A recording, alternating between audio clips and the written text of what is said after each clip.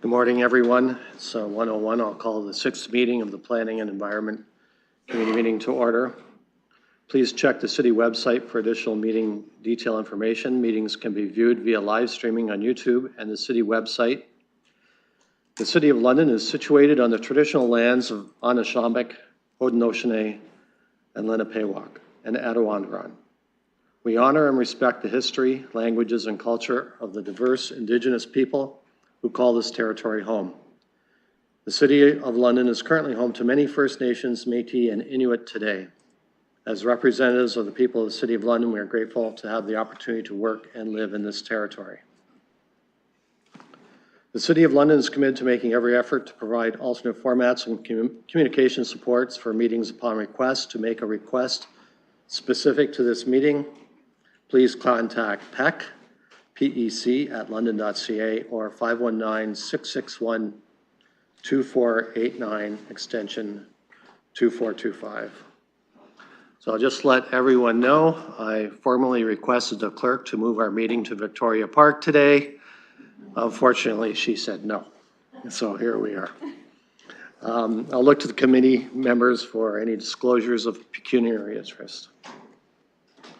Seeing none, we'll move on to a consent item 2.1, and that's the fourth report of the Ecological Community Advisory Committee. I'll look for committee to, Councillor Rahman moves it to receive it, and seconded by Councillor Frank. Any discussion? Then I'll call the vote.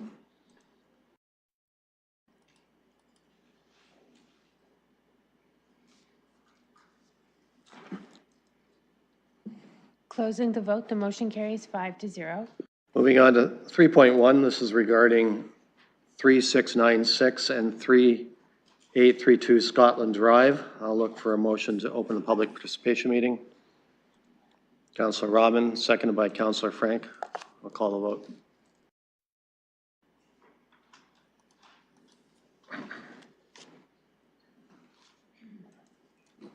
Closing the vote, the motion carries 5-0. Any questions from committee members of technical nature for staff? Seeing none, I'll look to see if the applicant is here and would like to address the committee.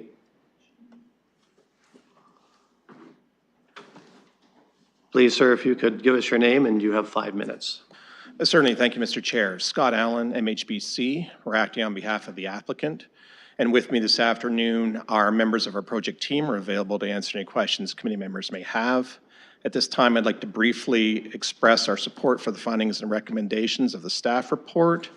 We'd also like to advise the committee that with approval of this application, the applicant intends to move ahead with site plan approval expeditiously. Finally, I'd like to thank city staff for their assistance with this application. Thank you, Mr. Chair. I'll gladly answer any questions committee members may have. Thank you. I'll look for any members of the public that would like to address the committee. I'll ask the clerk if there's anyone online. Through the chair, there's no one online. Okay. One last look in the gallery. I see no one wishing to address us, so I'll look for a motion to close the PPM. Councillor Rahman, second by Deputy Mayor Lewis. I'll call the vote.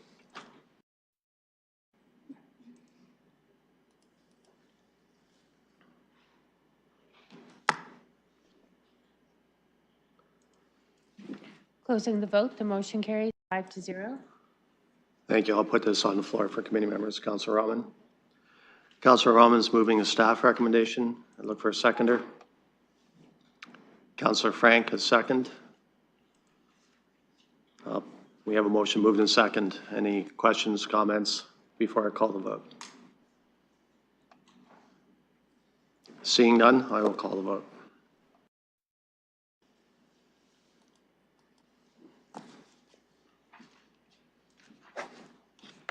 Closing the vote, the motion carries 5-0.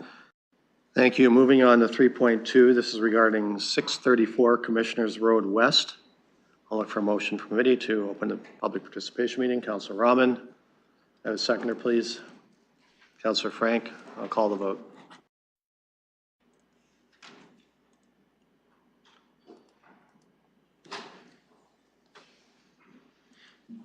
Closing the vote, the motion carries 5-0.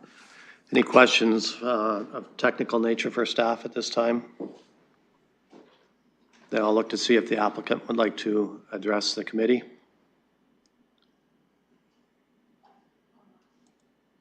Good afternoon, Mr. Chair, committee members. Are you able to hear me okay? I can. Can you please give us your name, and you have 5 minutes. Yeah, of course. Thanks, Chair Lehman. Mike Davis here with Civic Planning and Design here today, representing our client, Royal Premier Homes, who's the owner and developer of this project at 634 Commissioners Road West. I do have Mr. Nouri from Royal Premier Homes in attendance with you in the gallery today as well. This property will be familiar to most of you. In January of 2023, we were before this committee to seek approval for a 10-unit, 3-story cluster townhouse development. And January 2023 doesn't seem like that long ago, but what I'll point out is that that milestone was actually the endpoint of a very lengthy planning process that actually began in the later stages of 2021 when that project was originally conceived. Since the original conception of the 10-unit townhouse project, there has been a significant shift in many of the fundamentals of the local housing market to the point where Royal Premier Homes has really had to make a change in terms of their development strategy for the site. So to better respond to current market needs, Royal Premier Homes is now planning a new stacked townhouse development for the site. This will increase the amount of dwelling units from 10 to 28 new units to be exact, while really trying to provide a more attainable housing product. While doing so, we've tried to maintain many of the key design principles that we established both with planning staff and with area residents through the first proposal, and also stay well within the parameters for intensification outlined in the London plan. Just some of the kind of key highlights. We've continued to retain the existing circa 1870 heritage dwelling on the property. That will be incorporated as part of the new development. We've maintained still a low-rise form of development below the 4-story mark. We've included an enhanced landscaping strip along the rear lot line, which will allow for a better, more robust tree growth to occur with the new development. We've also actually increased the side yard setbacks from 1.8 meters to 3 meters. We did make sure to carry out a new public consultation and communication strategy. So there has been good dialogue with neighbors through this process, which you'll see in our project fact sheet attached to the agenda. I want to thank planning and development staff for their work and open-mindedness in helping us to achieve this new solution for the site. And I know that Royal Premier Homes is really keen to move forward with construction on this site starting this summer. We appreciate your time and consideration of the application today. Of course, I'll be available to answer any questions, both from the committee or members of the public who are in attendance. Thank you, Mr. Davis. Thank you. I'll look to the public now to see who would like to address the committee. Please, sir, give us your name, and you have 5 minutes. David May. I'm president of the Condo Association at 665 Commissioners Road West, which is part of the planning consultation area. We live next door to another condo complex at 681 Commissioners Road West. Our concern really is not with the development proposed today. Our concern is safety. Traffic issues have been raised by myself and by other members of our condominium and other members in the neighborhood. Our concern is that while this report talks about the virtues of the sidewalk transportation from the site in question all the way over to Wonderland Road, it ignores the people on the north side of Commissioners Road. We have no access to that sidewalk without crossing the road. We're seniors. It really isn't a question of if, it's more a question of when somebody's going to get hurt. There are 2 issues, I think, that might resolve that issue. One is a traffic light, which was a study that plans to be done sometime in the future, or the addition of a sidewalk, which continues from 665 Commissioners Road West towards Wonderland Road. Most of that sidewalk exists. There's only about 7 houses that are just bare and no sidewalk at all. We are effectively isolated. We know this is not the only infill project being planned on Commissioners Road. We do know that this is necessary and needed for housing. We don't object to that. But I wouldn't be doing my job as president of our condo association if I didn't point out to council that you are isolating 2 large communities of seniors. And we need a resolution to that problem at some point. Thank you. Thank you, Mr. Bain. I'll look for other speakers that would like to address the committee. I'll ask the clerk if there's anyone online. Through the chair, there's no one online. Thank you. Seeing no others that would like to address us, I'll look for a motion to close public participation. Rahman, seconded by Councillor Frank, and I'll call the vote.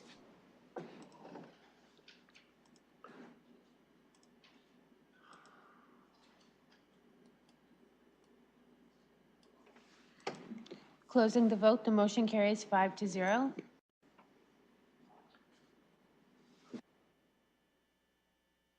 I'll look to committee now. Deputy Mayor Lewis. Thank you, Chair, and through you, first of all, I appreciate the representative from the public coming to speak to us about this issue. I'm quite familiar with the frustration of a sidewalk that ends 5 or 6 houses too soon. Had a similar one in my ward, which was actually on a walk-to-school path that we did get addressed and get filled in. I'm also mindful of the fact that well, there's always lots of requests for traffic lights. Those do have to be approved through a traffic study and be warranted.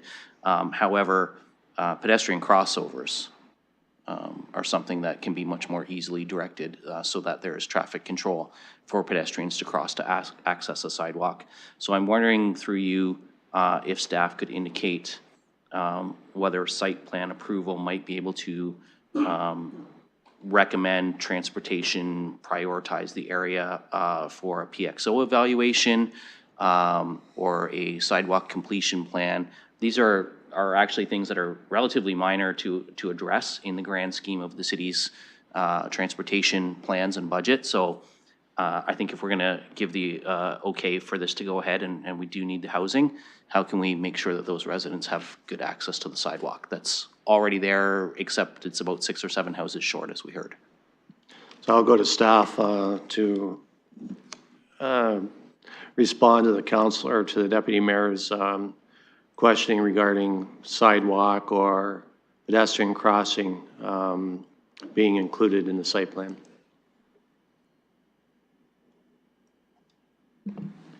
Thank you, through the chair. I'm maybe asked for some clarification, but there is a sidewalk on the side of the property where this development is happening, so on the side of the road and the south side of Commissioners.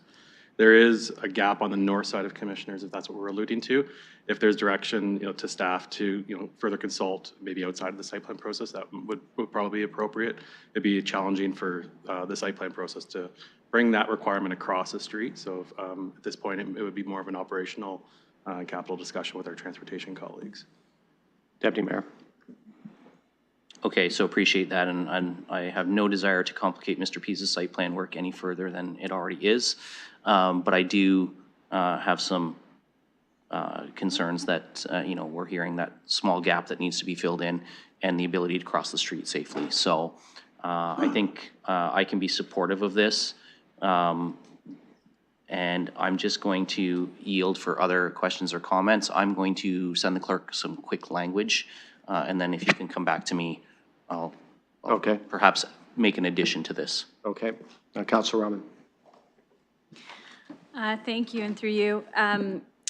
I'm supportive of the proposal that's in front of us. I appreciate the concerns shared by neighbors in the area and agree that this is one of those situations where we have a development plan and the neighbors have concerns, not with the fact that we're going forward with development in the area, but that we haven't perhaps planned for the traffic accordingly. And you'll hear later on in this day that there will be other conversations about similar concerns. So I agree that that's an issue, and glad that we addressed that it's on the opposite side of the road, but definitely something that needs to be looked at. I'm wondering, I know that some of our transportation folks are here. I'm wondering if there's any commentary on what's planned on Commissioners Road already in this stretch, if there's anything to come, because I know I've been receiving emails saying there's plans to come, so I just wanted to see whether or not there was an opportunity to comment, and if it's not on the floor, I'll put it on the floor or second it. Okay. I'll go to staff to respond. Thank you, and through the chair, yes, we do have plans for improvements to this section of Commissioners Road West, essentially extending from Wonderland to Cranbrook, and that would involve many of the elements that have been discussed already in terms of active transportation and sidewalks. At this time, it is a longer-term initiative, but certainly as part of ongoing work through the Mobility Master Plan and future prioritization of projects as part of the development charges review, there would be opportunities to review the timing of the project at that time. Councillor. Thank you, and I appreciate that. And just a comment, I think what we're hearing quite consistently across the city as we continue to intensify is that we need road and infrastructure improvements, sidewalks, complete street designs that will support that intensification. And I know we're all committed to that work, so thank you. I'll go staff. Oh, sorry, I was conferring with the clerk. Councillor, I apologize. Okay. I have Councillor Pribble. I like to advise people who are not here that we do have some visiting councillors. We have Councillor Van Meerbergen, Councillor Pribble, Councillor Trussell, and Councillor Cuddy joining us today, and Councillor Hopkins as well, to my left. So I'll go to Councillor Pribble. You had your hand up, and then I'll be going to Councillor Van Meerbergen. Thank you, and through the chair to the staff. By the way, the gentleman from the public, he did say the sidewalk was on the north side that needed to be added. But my question was, we did during the last year, if I remember correctly, on this side, south side, and about half a kilometer west of Wonderland, we approved 4 projects, and this one is even kind of a bigger, even though it's not huge, additional 18 units. And I remember when I was addressing the issue about the road and sidewalks, I was told that the next time, and I forgot if it was 2031 or 2032, that we would be looking at.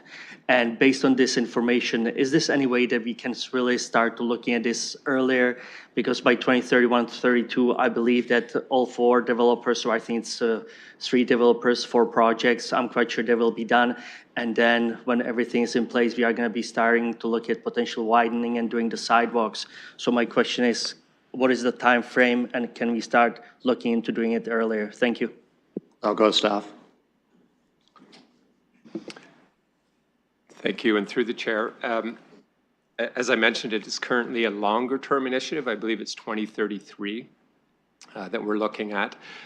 In terms of work to advance the project, certainly as part of the ongoing planning and development opportunities along the corridor, we will look for opportunities for protecting for the improvements and widening of the corridor, as well as opportunities to complete the sidewalk network as well. But yes, certainly the dedication of property as may become available through the planning process would present some of those opportunities. Councillor? No more questions right now. Thank you. I'll go to Councillor Van Meerbergen. Thank you, Chair. And I'd like to thank the commentary from the public about the lack of sidewalk. It's refreshing, given that the sometimes really negative feelings about trying to impose sidewalks in existing neighborhoods. This is a situation where the sidewalks are desperately needed and should have been put in years ago. And whether or not this particular plan goes ahead, it still needs to be done. And I appreciate the Deputy Mayor bringing this up and bringing up the crosswalk factor as well. I don't support this additional intensification. The 10 units were fine. The community was fine with that. Which came before us just a short year ago.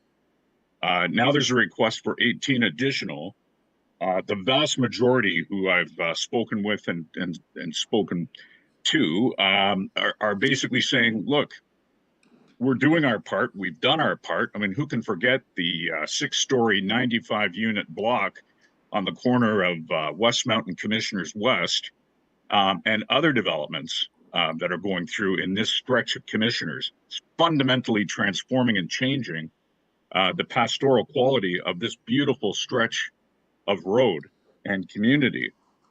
So again, lots of support for the 10, not for the 28. Thank you, Chair. Thank you, Councillor. Councillor Tressa. Thank you through the chair. I'll keep my comments very brief.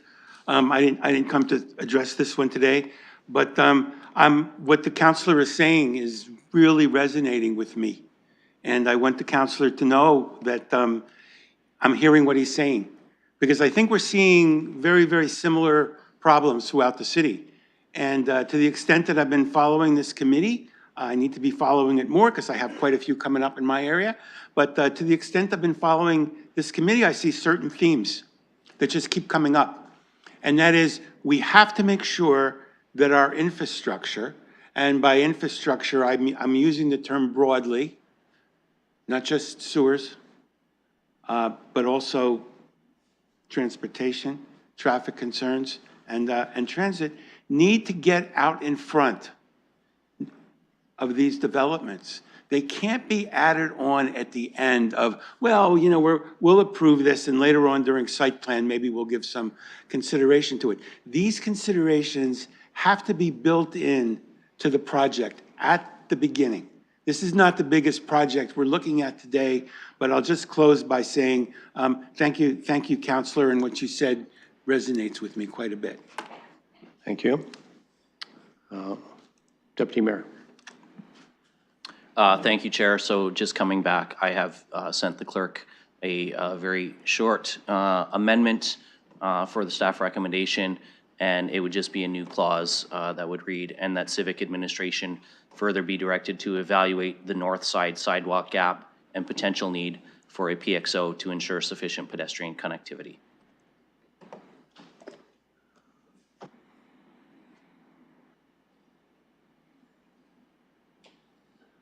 It's not seconded. So, Deputy Mayor, are you moving the staff recommendation? The staff recommendation with amendment? an additional clause. Okay, Councillor Rauman. You'll second? Okay, thank you. Okay. Okay, so we have a motion moved and second with that amendment. Any other comments or questions?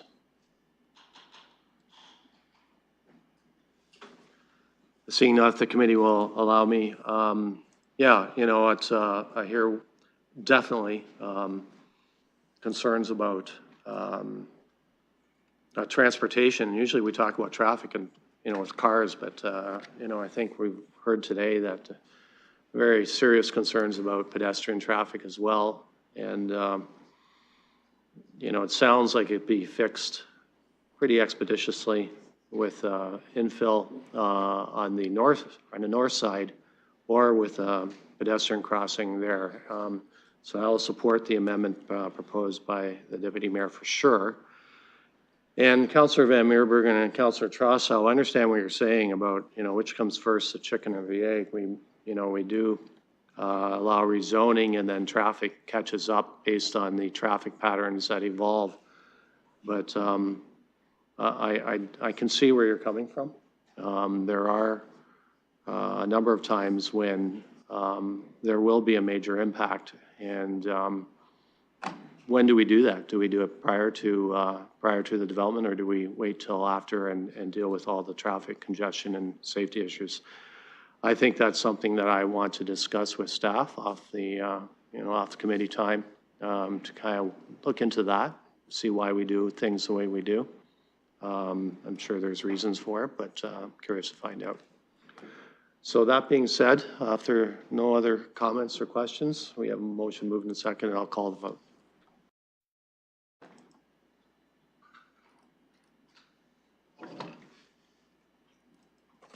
Closing the vote, the motion carries 5-0. The next PPM.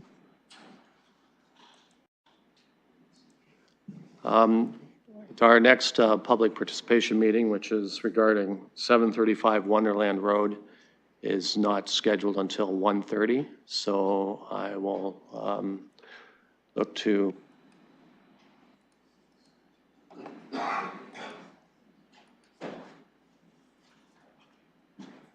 Or I'll look to committee to see if they'd like to move up the deferred matters list to get that out of the way.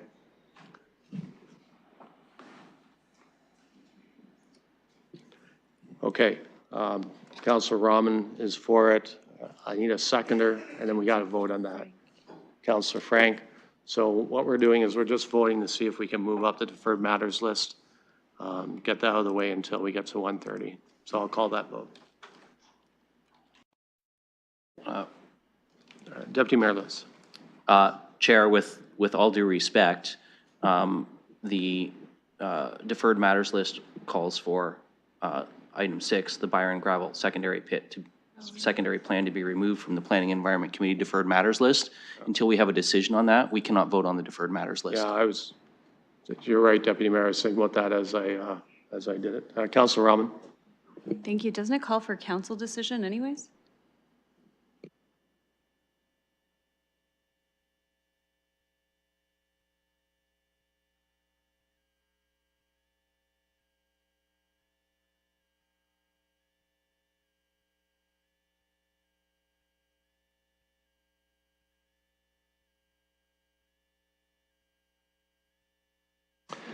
Yeah, so the clerk has confirmed it has to go through council to deal with that before it gets removed from the list. So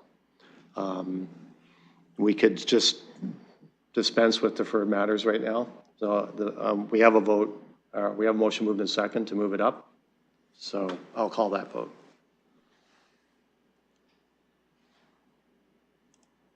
I've lost it.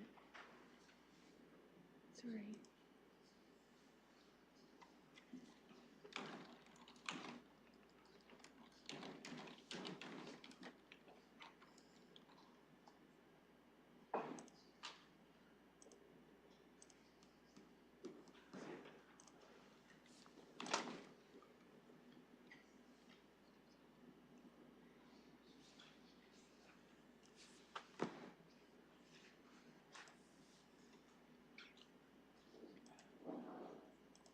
Why isn't it opening?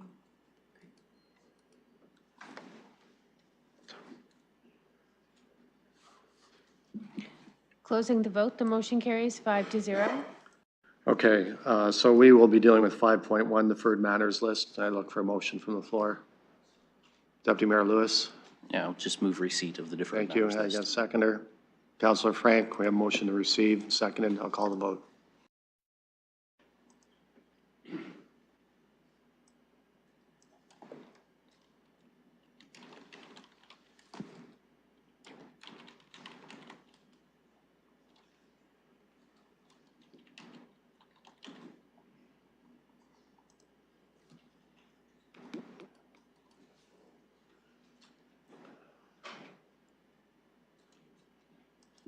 Closing the vote, the motion carries 5-0.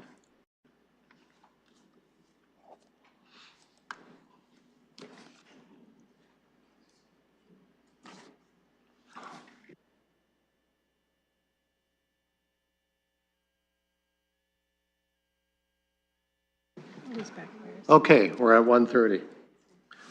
So now I will go to 3.3, which regards 735 Wonderland Road North.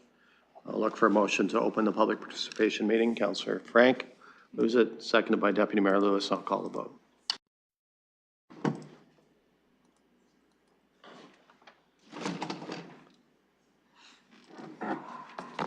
Closing the vote, the motion carries 5-0. Thank you. Any technical questions at this time from committee members? Seeing none, I'll look for the applicant. I'd like to address the committee. Please, sir, give us your name and you have 5 minutes. Thank you, Mr. Chair. My name is Nick Dijak. I'm with Strict Bowling Moniz. I'm representing the applicant on this application. What the applicant is requesting today is an official plan amendment and a zoning bylaw amendment to allow the approvals to move forward through site plan approval for a 25-story tower building with 219 dwelling units. The podium, 3-story podium with internal parking, amenity space, and ground floor commercial. It's located in the Transit Village, which when presented with this development application and the proposed building, we evaluate the proposed development on the merit of the design, its planning approvals, or the planning policies in place and the potential for adverse impacts on the neighbors. And with that, I would like to say that I'm satisfied with the recommendation from staff supporting the application. I do believe that it is an appropriate development with an appropriate height and intensity for this location. We are seeing some applications and development approvals come forward in all of our transit villages, and increasing this height and density is appropriate for now and planning for the future.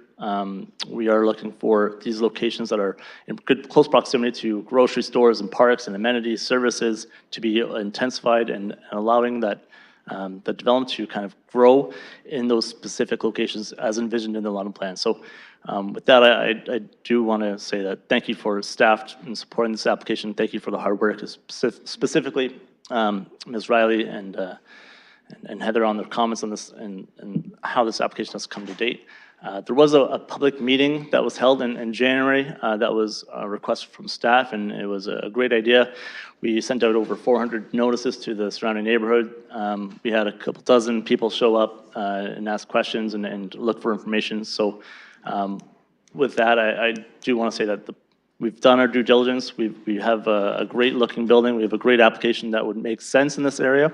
The applicants are moving forward with development approvals for the west side of this site, also to include some ground floor commercial buildings that would improve the intersection at Wonderland and Beaverbrook.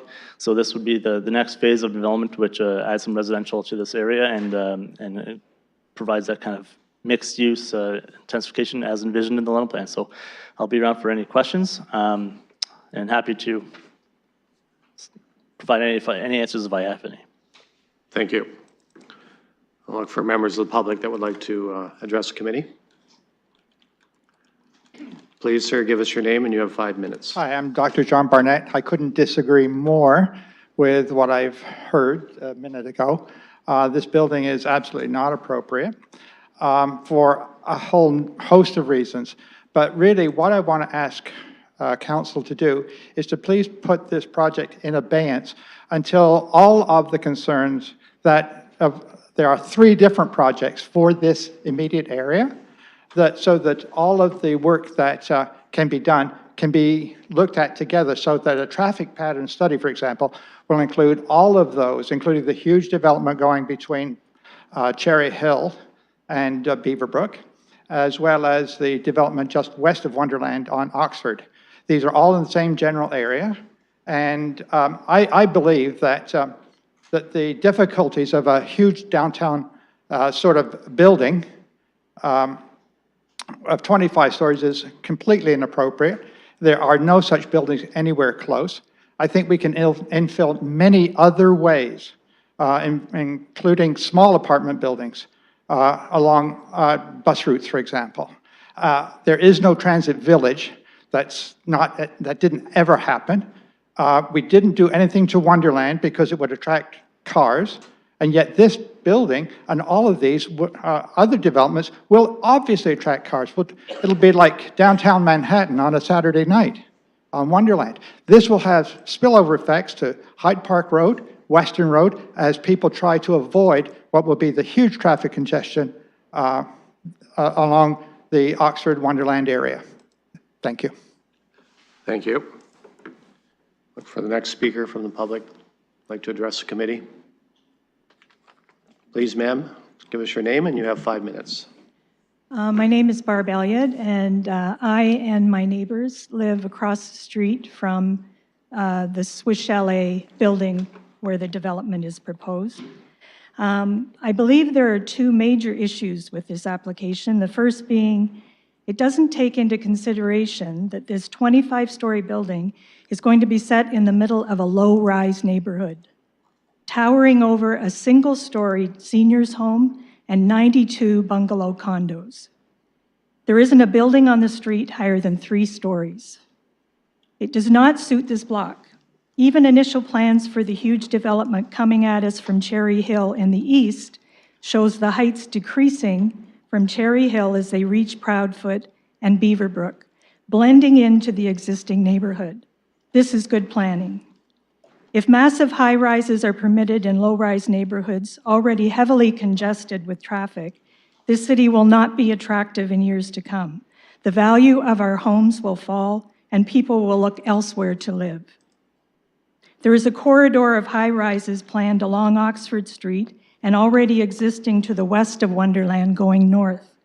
This is where additional high-rises should continue to be developed in the transit village, along the main corridor where they're accessible to transit and multi-lane roads. This leads to the next issue, which is traffic congestion. The traffic study for this application has been very limited and does not take into consideration the hundreds of homes and apartments that are going to be built from Cherry Hill to Proudfoot, nor the opening up of Beaverbrook through Oxford Street to Riverside Drive. Today, Oxford and Wonderland are gridlocked most of the time, forcing cut-through traffic to Beaverbrook. There is a large senior population here, and crossing the street on foot is very dangerous on Beaverbrook and Horizon. Personally, I have twice been nudged by a vehicle while walking across that four-way stop when I'm halfway across the road. This corner is extremely busy. Adding an apartment entrance on Horizon Street directly across from Horizon Seniors Home and beside the emergency services exit and beside Westview Chapel, where funeral processions exit, is not a good idea. It's really an extremely busy corner already. The two-lane street is already jammed with Costco shoppers lined down the street waiting to get into the entrance. This is the state today without the massive development coming along. Without adequate infrastructure improvements, this development is not sustainable in this neighborhood. City planners need to look at the bigger picture, not just Beaverbrook directly in front of Swiss Chalet. It's not acceptable to just wait and see how it goes. Simply installing a single turning lane in the middle of Beaverbrook is not sufficient for the additional traffic that will flow through this little two-lane street. A broader comprehensive traffic study needs to be completed before this development is even considered. The London plan does not support a 25-story high-rise in a transit village and should not be amended for this application in this location. If the zoning is to be changed to support a multi-unit dwelling on that commercial site, it needs to be cut way down to a height appropriate to the neighborhood. Knowing that the city has pressure from the federal and provincial governments to build housing, all development still has to be appropriate to their surroundings, and this one is not. Thank you. Look for the next speaker.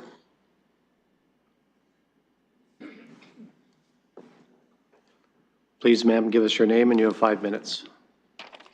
My name is Carol Wilkinson. I live in Cherry Hill condo complex across the street from where the mixed-use development is being proposed. My major concern is the safety issue with the congestion already experienced in this area.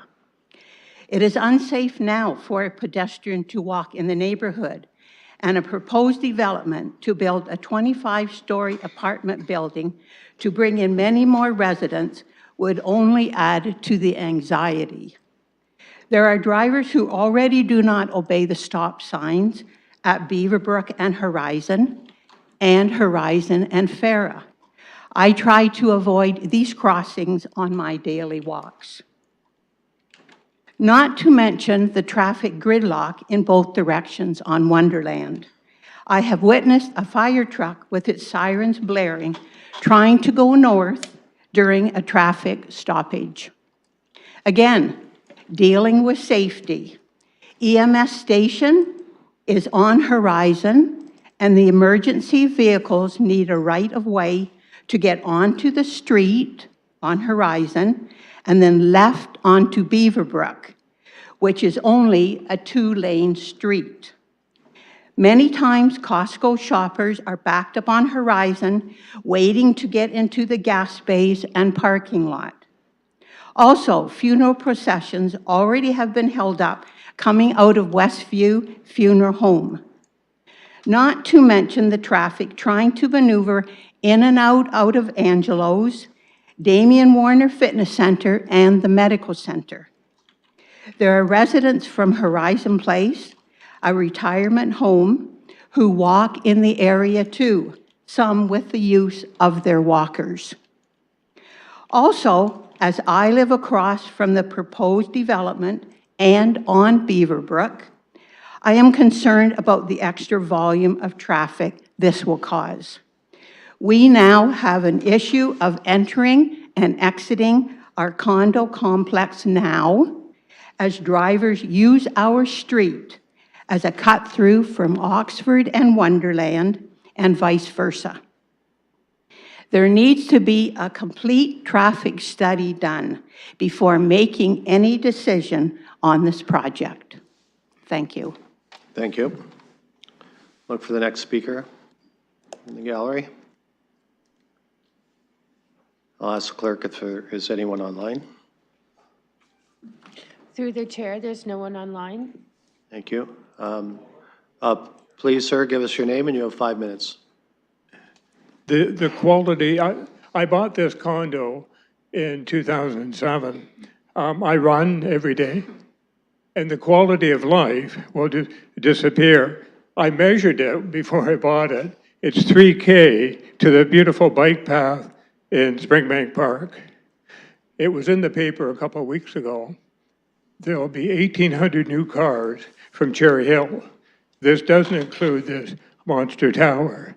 I mean, you can't even, I'm lucky I'm retired. I can drive on Wonderland and avoid the weekends. It's totally unsafe just to walk along Beaverbrook. If there's ever a child there, they wouldn't last an hour if they're on a bicycle. I mean, you have the congestion from the exit, and the streets are pretty mean. I just saw the other week an older woman, trying to cross Wonderland to Beaverbrook. She had 30 seconds to do it, and she didn't make it. So why do we need this tower? 250 feet would dwarf anything that's there now. It's the quality of life I'm talking about. Thank you. Thank you. Look for the next speaker. Please, ma'am, give us your name and you have 5 minutes. Thank you. My name is Megan Felker. I have to totally disagree also with the fact that it's a nice-looking building. From the pictures that I have seen of the plan of this apartment building, it is an eyesore, and it will just drastically change the skyline for us. I'm thinking, looking out my front window, now that's what I'm going to be seeing, and that's not what I want to see. On top of everything that Barb and Carol have already spoken about the gridlock and the number of cars that will be added into an already extremely congested area at Oxford and Wonderland and Beaverbrook, and then if you travel along Beaverbrook where the other apartment buildings are, there's school buses that are just filled with families, with children, and it's an extremely busy area there because of those apartment buildings. So that would be added on to our area as well. And just, I know it's very built up around with Costco and everything around us, but you drive into our complex, into that lovely condo complex, and there is a serenity there. It's a lovely place to live. And that I see as changing completely if this plan goes forward with putting this enormous eyesore in there right across from us. Thank you. Thank you. Look for the next speaker. Please, sir, give us your name. You have 5 minutes. My name is Al Hobbs. I'm Director of Condo Complex 474 at 1241 Beaverbrook. I think everything has been said ahead of me. It can't be better stated. We have traffic issues. Chair, you just alluded on one of the previous issues that asked staff to, maybe we have to take a look at the infrastructure before we're putting the cart before the horse sort of thing. Traffic is horrible there. You've heard it from all the speakers so far, and it's not going to get better. Beaverbrook and Wonderland is not going to get better.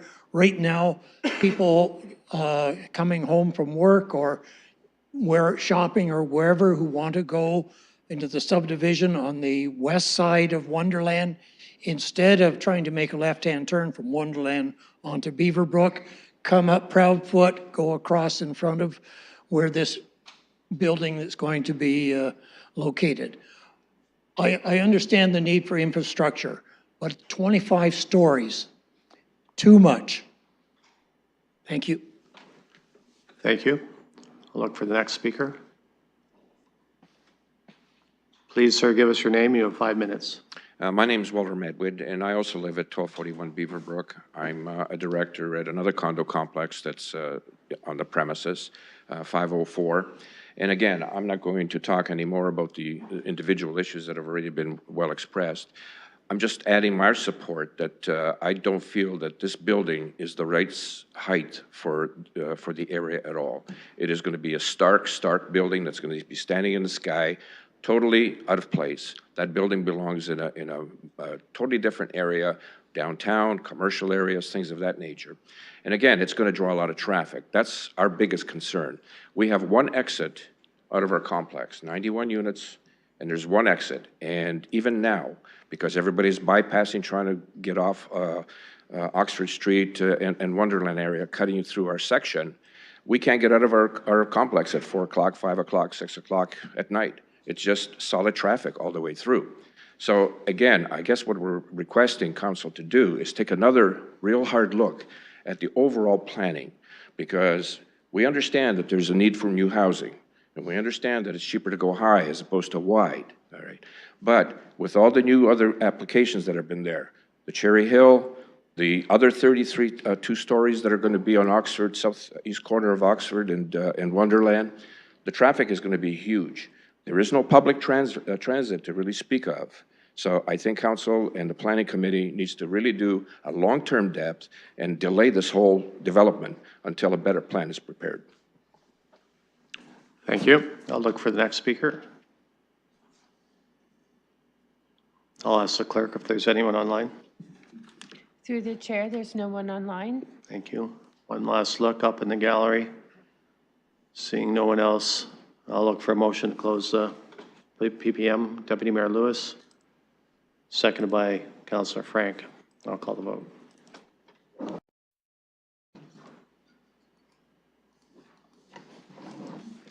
Closing the vote, the motion carries 5-0. Thank you. I'll put this item on the floor for committee members. Councillor Frank. Thank you. Yes, I'd like to start off by asking staff a couple questions, which I only sent an hour ago, so I appreciate their best efforts to answer some of them because I didn't give them a lot of time. Given some of the comments we heard from residents, I'm wondering if, through the chair, if there's a secondary area plan for this area in order to address some of the issues that are happening across different sites. I'll go staff.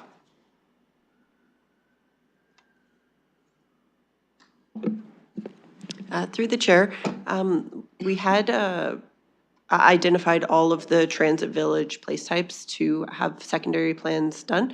It was in December 2021 when we came forward with terms of reference for a secondary plan for this area. At that point, council then directed staff to look at prioritizing the south and the east legs of the transit corridors and the transit villages for secondary plans. Since then, there's been a number of additional initiatives and projects that have come up, and we're focusing on those strategic ones related to the Housing Accelerator Fund to prioritize those projects ahead of any secondary plans in this area. Councillor. Thank you. To follow up on that theme, so I'm not sure if maybe they've come forward and I've already forgotten, but have we received the south and the east secondary plans? Go to staff. There were terms of reference for the Wellington corridor, the south corridor that came forward. Again, we are moving forward with as of right zoning for those corridors and some other targeted projects related to the Housing Accelerator initiatives. Councillor. Thank you. And I guess another question in that area. So without a secondary area plan for this area, and which I understand, it makes sense that we would focus on the other two first. But without one, my understanding then will just essentially be somewhat piecemeal development, and then without one, we can't really, after all this stuff has been developed, we can't really go back retroactively and do a secondary plan because everything will be developed in the area. So I guess to ask kind of some of the questions from the gallery, given that we look at development applications one-off, each individually, what is the greater plan to ensure that there is good traffic flow in this entire area as all of these applications are coming forward? I'll go staff. Thank you, and very good questions. We do have the London Plan, and the London Plan is that guiding policy framework for how we grow and develop as a city. And we've identified various corridors, transit villages being very high intense development.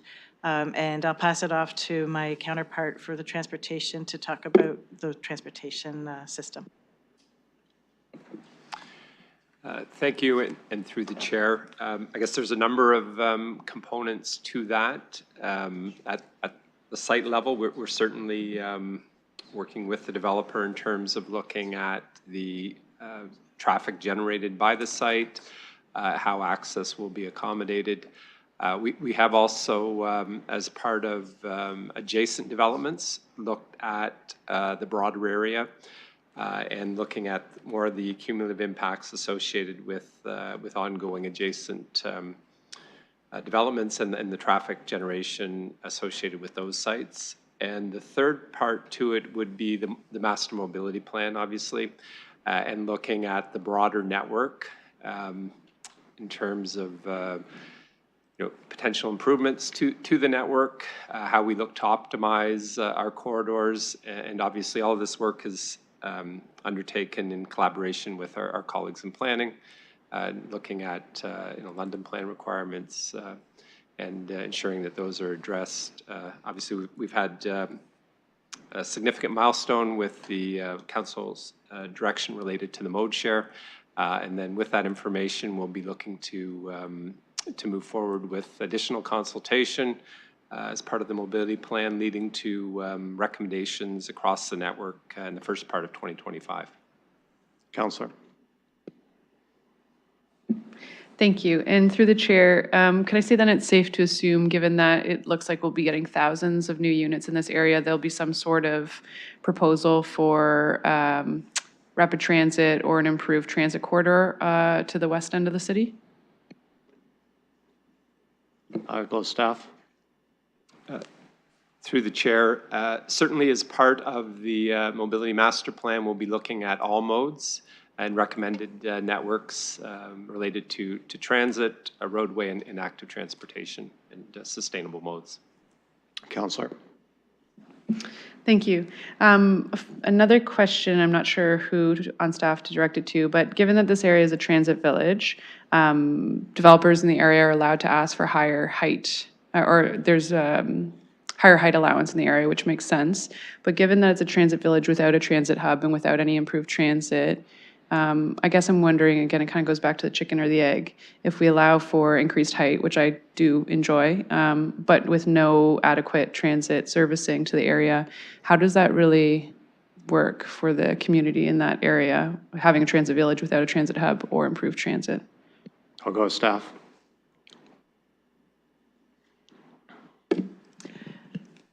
Through the chair, with these types of developments, this is one of the first in this area. And so this is that chicken and egg that you're talking about. And as one comes along, it puts more pressure on, in this case, the master mobility plan, and looking for that future thinking and in terms of those recommendations that come out of that, and potentially bringing this next leg on, depending on the development pressures in the area. Councillor. Thank you. Yes, that's, again, that's kind of maybe what I'm imagining we'll see in the future. A follow-up question to that. So again, given that we're potentially going to be seeing thousands of units in this area, and I'm also including the ESAM development, I'm wondering if there's planned sanitary infrastructure upgrades, and at which point would we also plan transit upgrades, given that most of our rapid transit projects are really just sewer upgrades with some transit on top. So I'm wondering if that kind of discussion has been happening between the two departments. Go staff. Through the chair, based on the information that's been provided by the consultant on this development, is that there is set servicing that is valid to allow for the capacity for this development to proceed. As far as any future developments, we don't have something before council regarding the other developments in this area. When we have that, we need to assess those on their own merits as they're provided. However, something that we are working on and you're going to be seeing coming in the future, in the coming weeks, is a need to create and complete an inventory and an assessment for growth within the intensification area, so that we have a very well thought out plan to ensure that we can meet our intensification targets and that we have servicing available. So that's something you're going to be seeing coming forward. And that until that time, each of these developments need to be assessed on their needs, and they need to be able to provide to the city, to our satisfaction, that there's available servicing. Councillor. Thank you, and I'm almost done. I know I've got a lot of questions. I was curious, are we able to provide holding provisions on development applications based on adequate transit servicing to the area? I know that we're able to apply it based on, sanitary servicing, but given that there's, in some people's opinions, not adequate transit servicing to this area, is that a potential holding provision that's possible? I'll go to staff. Through the chair, certainly you could apply holding provisions for just about anything in terms of orderly growth and development. However, there are other mechanisms that are underway that are going to be capturing some of these matters that you've raised.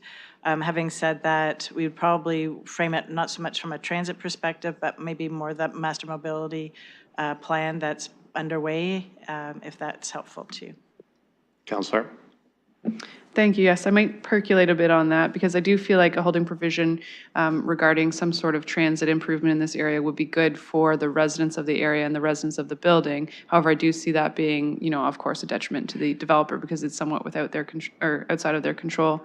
But I'm curious as to looking into that. So I'll percolate on that. And my last question for this one is regarding Wonderland Road widening development charges. I know that we've been collecting them for Wonderland Road, and we've kind of put that on pause until the master mobility plan is done. But I'm wondering if, as staff are looking through the master mobility plan, if they are able to suggest reallocating some of the funds for that to focus more on transit and active infrastructure to deal and alleviate some of the transit, as we know that widening roads only creates induced demand. I'll go to staff. Through the chair, so in September of 2021, when we halted the environmental assessment study for Wonderland Road, we were directed by council at the time to, as part of the mobility master plan, to look at future improvements to Wonderland Road that would include more sustainable modes of transportation along those corridors, including a transit, high occupancy vehicle, and other means. So that work is ongoing as part of the MMP, and as I mentioned, in early part of 2025, we'll be looking to provide those recommendations regarding that corridor as well. Councillor. Thank you. Those are all my questions. Thank you. I'll go to Deputy Mayor Lewis. Thank you, Chair. So through you, I think it's important to address a couple of things, and I'm going to just start out by saying I won't be supporting a holding provision, creating a new holding provision for transit. It's not even under the direct control of council, let alone the developer. And to say that we would hold up housing for transit, I cannot be supportive of that. It does underscore, however, why it is so important that London Transit apply through assessment growth to address transit needs through growth funding. And so we had that discussion in the budget, and of course, Council's recently directed an audit of London Transit as well. So those issues need to be addressed through the appropriate funding mechanisms. If we don't have funding for transit, then a holding provision, I think, would actually put us in a very questionable standing in an OLT appeal for that kind of holding provision. So I would not support that. I will say too, and I heard a lot of the folks from the gallery saying, put this in abeyance, delay it, go back and do another study. I think it's really important that people understand we have a 90-day statutory limit once an application comes forward. This is the province. This is not the city's choice. We have to make a decision. We can't send it back. there are consequences to doing that, including refunding all of the development fees that the applicant has paid. We have to make a decision on the individual application, on the merits that are before us. We used to have the luxury of sending it back, but we do not. And respectfully, sir, you can shake your head as much as you want, but that's the law in Ontario today. That's what the Ford government has imposed on municipalities, so that's what we have to follow. We don't get to circumvent those provincial rules. So those are things that we have to consider in this application. Does it meet the the statutory planning requirements that are laid out in the London Plan? Does it have the appropriate services, water and sewer? It does, and so for that reason, Chair, I'm going to move the staff recommendation, and then we can continue to have some discussion around whether any changes are needed, but I think we need to frame our discussion and get a motion on the floor, so I'm going to move the staff recommendation. Okay, we've got a mover. I'll look for a seconder.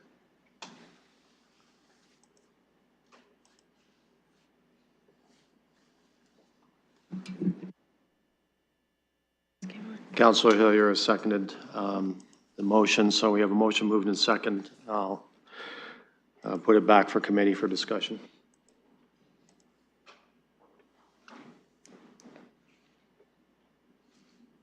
Councillor Tressau.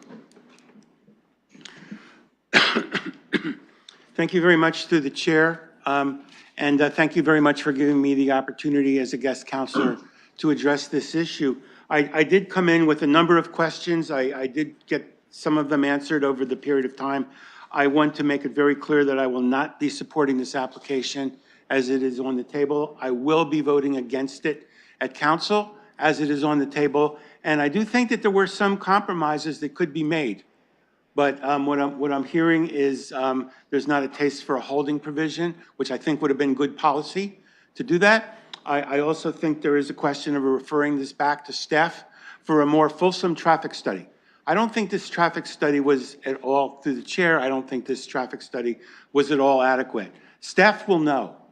Staff will know through their interactions with me as the ward councillor on this project and the other adjacent projects, particularly the one going back to Cherry Hill, that I am very, very keen on having a cumulative traffic study done that looks at the entire area, especially since we don't have an area plan. Now, you add to the congestion on Beaverbrook, you add to the congestion from this project, the problems that creates for the funeral home, for the senior home, for the residents, for the fact that we have an ambulance service here. And then you add to that the fact that we are talking about in the ESAM development breaking through Westfield and breaking through Beaverbrook. So there will be a through street that people can come down Platts Lane and make the right turn on Cherry Hill, go through Cherry Hill, go up past 180, 190, 200, 201, and go through Westfield. And this is really going to increase the tendency for motorists, quite rationally, I would think, to avoid Oxford Avenue, Oxford Street. And I don't think we've taken this into account. I know we're calling this a transit village, transit corridor, but come on. We all know we don't have the transit corridor. And yes, it's true, this council would very much like to see London Transit make improvements, but we need higher order improvements in order to legitimize calling this a transit corridor with a transit village. Is there, and maybe I should ask, is there any immediate plans to start construction of a transit village in this area? I'll go staff. Through the chair, need a little bit more clarification on that. The place type is a transit village in terms of council's long-term vision and intent for the area. This is one of the first in this area for the development, so over time it will grow and develop as a transit village that will support in long-term the transit that we're talking about today. Councillor? Anything immediate? I'm thinking about the transit area that we have at the end of Masonville as a legitimate transit hub where you really do have that concentration. Anything in this area being planned along those lines? I'll go staff. Through the chair, again, as Ms. O'Hagan indicated, that was something that was considered by council, and it was supported to do the south and west legs. Counselor? Thank you. Was the EMS service consulted about the traffic effects on their ambulances? I'll go to staff.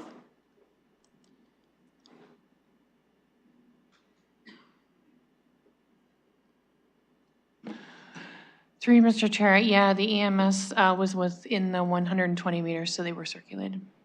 Counselor? My question is, was EMS explicitly consulted by anybody on London staff?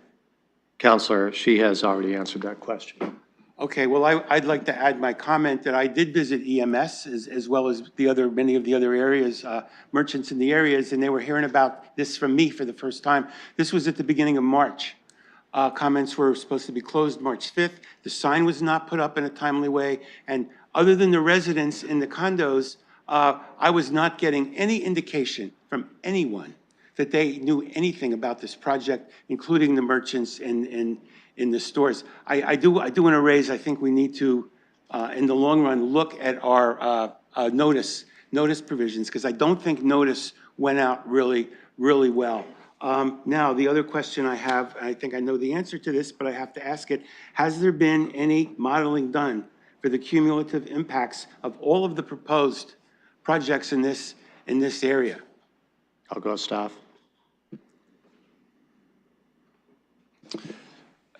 Through the chair. So as part of the traffic study that was completed for the development, there were considerations for adjacent ongoing developments.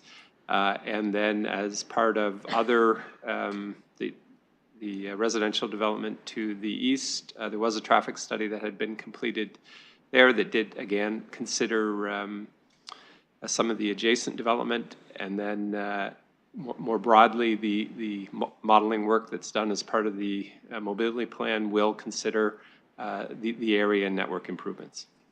Counselor? Okay, so in closing, as the ward councillor, I have spent a lot of time in this area. I'm familiar with it. I shop there. I've canvassed it. And I know how perilous it is to try to walk around Beaverbrook. And I'll address this further at the council. But for now, I want to say, I don't think we've done the background research to inform this project to the point where it can move forward. Therefore, I would like to request that this committee vote this down.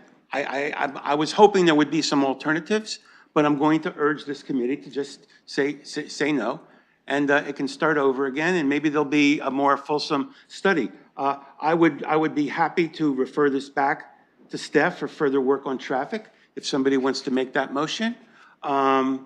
Transportation issues, I think, are first and foremost. I also think requiring a holding provision is something that I've heard dismissed here. I'd like to hear a little bit more consideration of that. But short of the compromise of a holding provision or referring this back, I think from my point of view as the ward councillor, I'm going to be asking council to vote no on this. And I really wish there were an alternative, because everybody in the area understands that there's going to be intensification. But this is very different than the ESAM project. This is very different than the drawings that I've looked at for the Rand property, where there's going to be lots of open space and an integration of the housing and the amenities around there. This is a cement strip mall that has viable businesses. What is going to happen to those businesses? I understand from talking to some of the merchants that they've recently entered into new leases. Where's Swiss Chalet going to go? Do they even know about this? Have they been given notice? They're certainly within the 150-foot area. I got to tell you, I was very, very surprised when I went around and talked to all the merchants in the area, and they did not know about this project. And I think that speaks to a weakness. And I think it speaks to a weakness that if this has to go up on appeal, is something that is going to be taken seriously. So again, I am urging you to just say no to this right now. The developer can come back without prejudice, submit something new, but short of a referral back to staff with directions to do a more fulsome traffic study, which is very badly needed in this area. And by the way, I'm not just picking on this developer. I'm going to be saying the same things when all the other projects come up in this area, or require a holding procedure, holding provision. So unless there's some amendments on the table, I think that's all I'm going to be able to say today. I think my time is about done. I want to thank the people from the residential area to come out. I think you've been very respectful in terms of recognizing that there is going to be massive intensification in this area. But we have to get our transportation infrastructure in place before we can impose all of these traffic hazards on this entire part of the city. Thank you very much. Thank you. Look for other speakers. I'll ask the gallery, please hold applause and boos, et cetera. Thank you. Any other speakers? Councilor Rahman. Thank you, and through you. So I'm understanding that there isn't much of an appetite for a holding provision that's been contemplated at this point. I'm just wondering if staff might share with us what they perceive as possible remedies other than the MMP at this point to address some of the concerns we're hearing. I'll go staff. Through the chair, in terms of, this is one, as we mentioned, one of the first applications of this intensity in this area. It would go through the normal site plan process. We would make sure that there's certain transportation requirements addressed, servicing capacity addressed. Otherwise, we wouldn't be able to issue building permits. So those are, the holding provisions add that extra barrier, but it's a process that would be looked at anyway through the site plan process, if that's helpful. Councilor. Thank you. Beyond the two-way left turn lane along Beaverbrook Drive, are there other transportation impact assessments that have been contemplated at this point? I'll go staff. Through the chair, as part of the recommendations, there are also access management improvements that are proposed for the site. I believe there's currently 5 entrances that serve this site, and I believe there's a reduction proposed to 3 primary entrance points, which will improve traffic operations and some of the traffic circulation in the related to the site. Councilor. Thank you. So I will say I frequent this area quite often. I'm a Costco mom. So I spend quite a bit of time in this area and know the struggles of trying to traverse this area. And I agree with the residents on this. And I know that we are supposed to look at the application separate from the conditions of the area and separate from what's going on. However, I do struggle, as Councillor Frank said, with the fact that at this point, we're not contemplating a secondary plan in this area with the amount of intensification that we're looking at. And I worry that if we approve developments like this without a secondary plan or without that contemplation in place, we're creating a lot of anxiety for current residents of the area that we are not going to address these concerns before this intensification happens. They're already struggling with being able to enjoy their quality of life in the area because of the transportation concerns. And we have to be willing to recognize that that's already a growing concern for area residents. So we seem to be continuously facing this balancing act of existing residents and their concerns in the area, and then this need to intensify.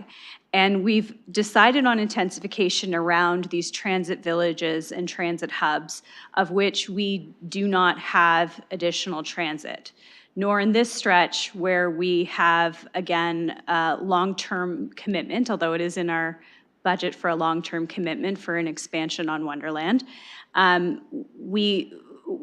We can understand where those anxieties are coming. I'll add to those anxieties as well in the fact that if you look in this area, if you look at the schools in the area, they're also over capacity. Eagle Heights Public School is getting an addition. That addition will already have filled the school when they get it. So I see the struggle as not only that. I just want to raise one issue again. Under the site plan approval request, it says forecourts on ground floor commercial unit. Is that some sort of an outdoor amenity? I see some benches mentioned and things like that. Just wondering if you can comment on that as well. I'll go staff.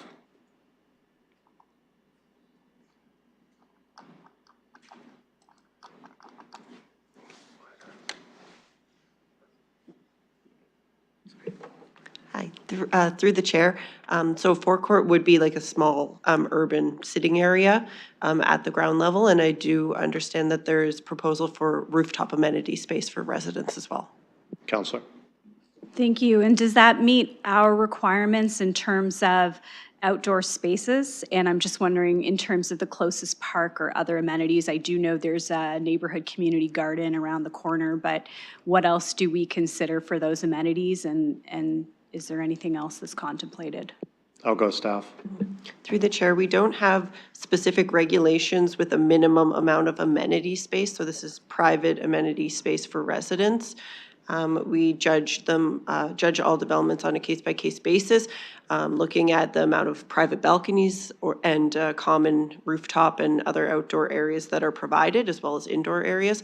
In this case, the combination of balconies, rooftop amenity space, the forecourts at grade, and this property being across the street from a park, a public park, we consider that it's an appropriate amount of amenity space in the area for the residents. Councillor. Thank you. And I know I want to thank the ward councillor first for his comments, and I tend to agree with him on what he said in his comments, specifically around EMS. I do see the concerns. Anyone that's driving down Wonderland sees EMS trying and struggling to get into lanes and getting out of this area. So I agree with those concerns as well. At this time, as I've been looking through this application and reading the comments from residents, I'm wondering if the developer ever had a previous submission for lower heights, or was this something that was just the first blush was the 25? I'll go with staff.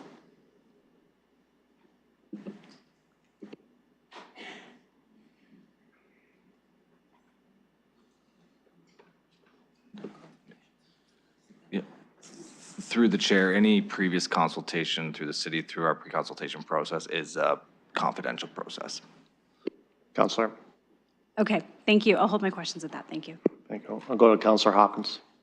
Thank you, Mr. Chair, for recognizing me, and I really do appreciate the questions coming out of committee, and in particular, the ward councillor's comments. I really do hear the concerns from the public here as well. I don't see this as not in my backyard conversation, as I do shop in this area as well and already see the concerns of movement, especially at this intersection. I do have a question through you, Mr. Chair, and it is around secondary plans, following up on Councillor Frank's questions to staff. We know the east and the south are going through secondary plans, and I was on a previous council where we did look at a secondary plan for this area. And I wonder, through you, Mr. Chair, if there are opportunities, or when would an opportunity be, because we know there's going to be more development in this area too. I don't think it just stops at this application for a secondary plan, or is that off the table? I'll go to staff.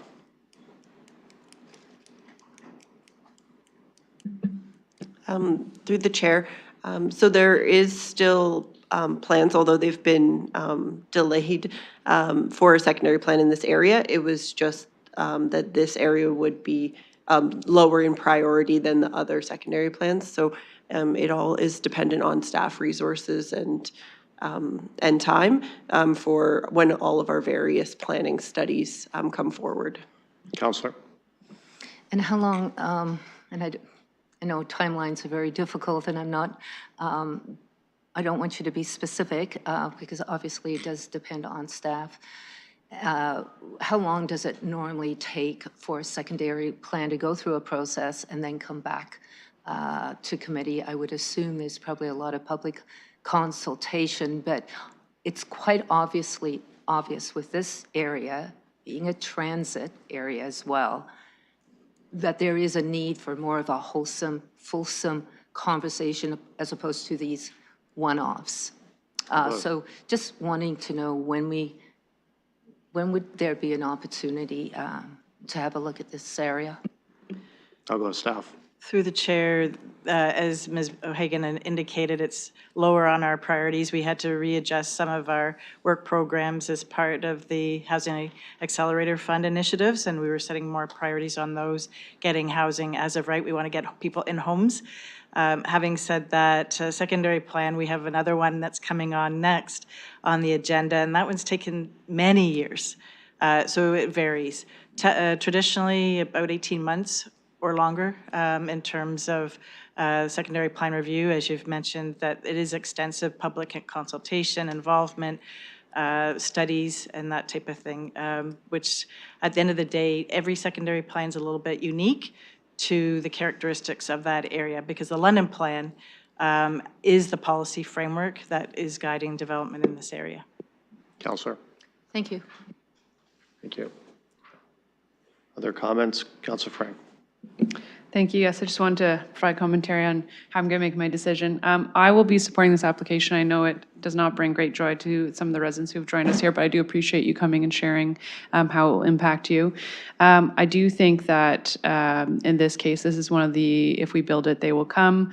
And when I was doing some research on this file, I was reading articles from 2019 when the west and the north BRT links were not approved.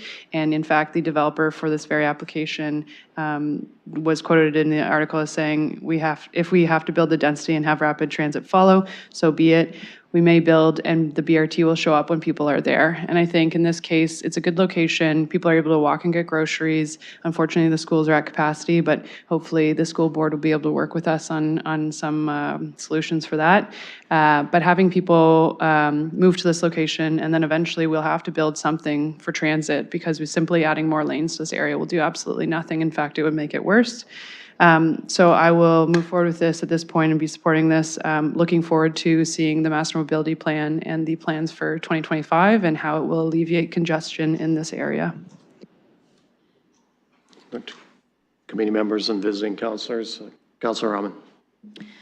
Thank you, and through you, I just had a follow-up question regarding the MMP, and I'm just wondering, as we're going through this process and we're hearing commentary from residents based on the fact that we're planning for a development or we have an application coming through, how does that information that they're feeding into us about current traffic conditions as well as what they're contemplating for the future, how does that get moved into the MMP conversation?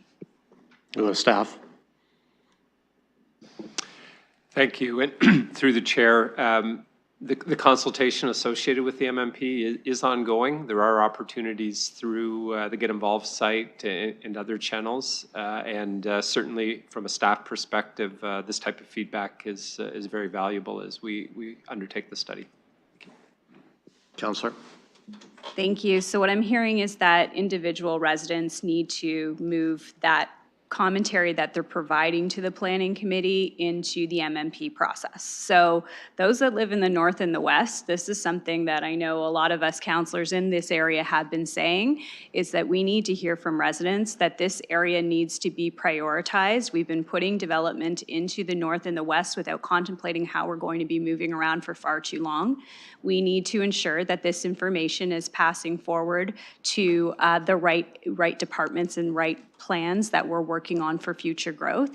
In fact, I still think we should be with the MMP, making it very clear it should be one of the principles that the north and the west will be prioritized, because that is where we need to look at moving some of our plans forward as we've again impacted growth. I too am struggling with this application. I want to see us expand where we're increasing our heights, where we have opportunity for growth. However, I do think that this site is too intense at 25 floors. So, and with this many units, I think that the level of intensity in the area is too much for the area. So I won't be supporting it at this time. Thank you. Any other comments or questions? if the committee will allow me a few comments here. First of all, the secondary plan. 8 months to prepare it. I remember last council prioritized the secondary plans for Wellington Gateway, where we had transit approved, and for the Eastern Link. I had hoped by now, quite frankly, that we would be at this transit village for a secondary plan. So I will follow up with staff to see where we're at and yeah, seeing if we need to direct staff to get action here. I understand the workload is onerous right now. I'll have that discussion with you. I've been aware of this corner, Beaverbrook and Wonderland, ever since I got into council in the previous term. Back then, more than 5.5 years ago, it's a serious concern. And I was told that nothing could be done unless we widen Wonderland Road. So I was terribly disappointed when council did not support widening Wonderland Road. But at that time, I did put an amendment through that requested the master mobility plan look specifically at the section between, on Wonderland, between Springbank and Sarnia Road in the north. And since that time, traffic north-south has increased exponentially. It is a traffic jam all day long. I had hoped that the widening would be allowed to, and widening for multimodal transportation, by the way, not just for cars, would act on that. But I was at least satisfied that the master mobility plan would explicitly address this north-south section of Wonderland Road. So I'm looking forward to seeing what that plan includes from that direction of council. Our mobility is changing over the years with remote work, with increased population in the north and increased business activity in the south. The north-south Wonderland is now becoming a major thoroughfare for the city, as is Veterans on the east side. So again, I look forward to seeing what the master mobility plan has to address this. You know, as Councillor Trussell and Councillor Rahman alluded to, obviously the development coming on Oxford is of great concern, and the traffic flow there, not only east-west, but also north-south, how is that going to be accounted for? So I'll be following up regarding secondary plan advancement in this area. And look forward to the master mobility plan and what has to say explicitly on Wonderland Road between Sarnia and Springbank Drive. Thank you. So if there are no other comments or questions, got a motion moved in second, I'll call the vote.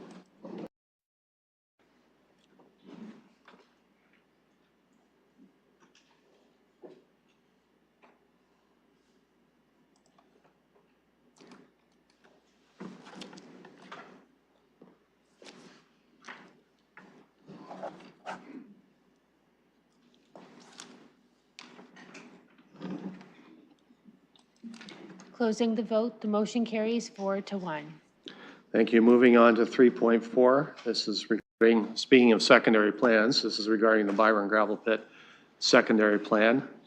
So I'd like to go to staff for a brief presentation on where we're at with this.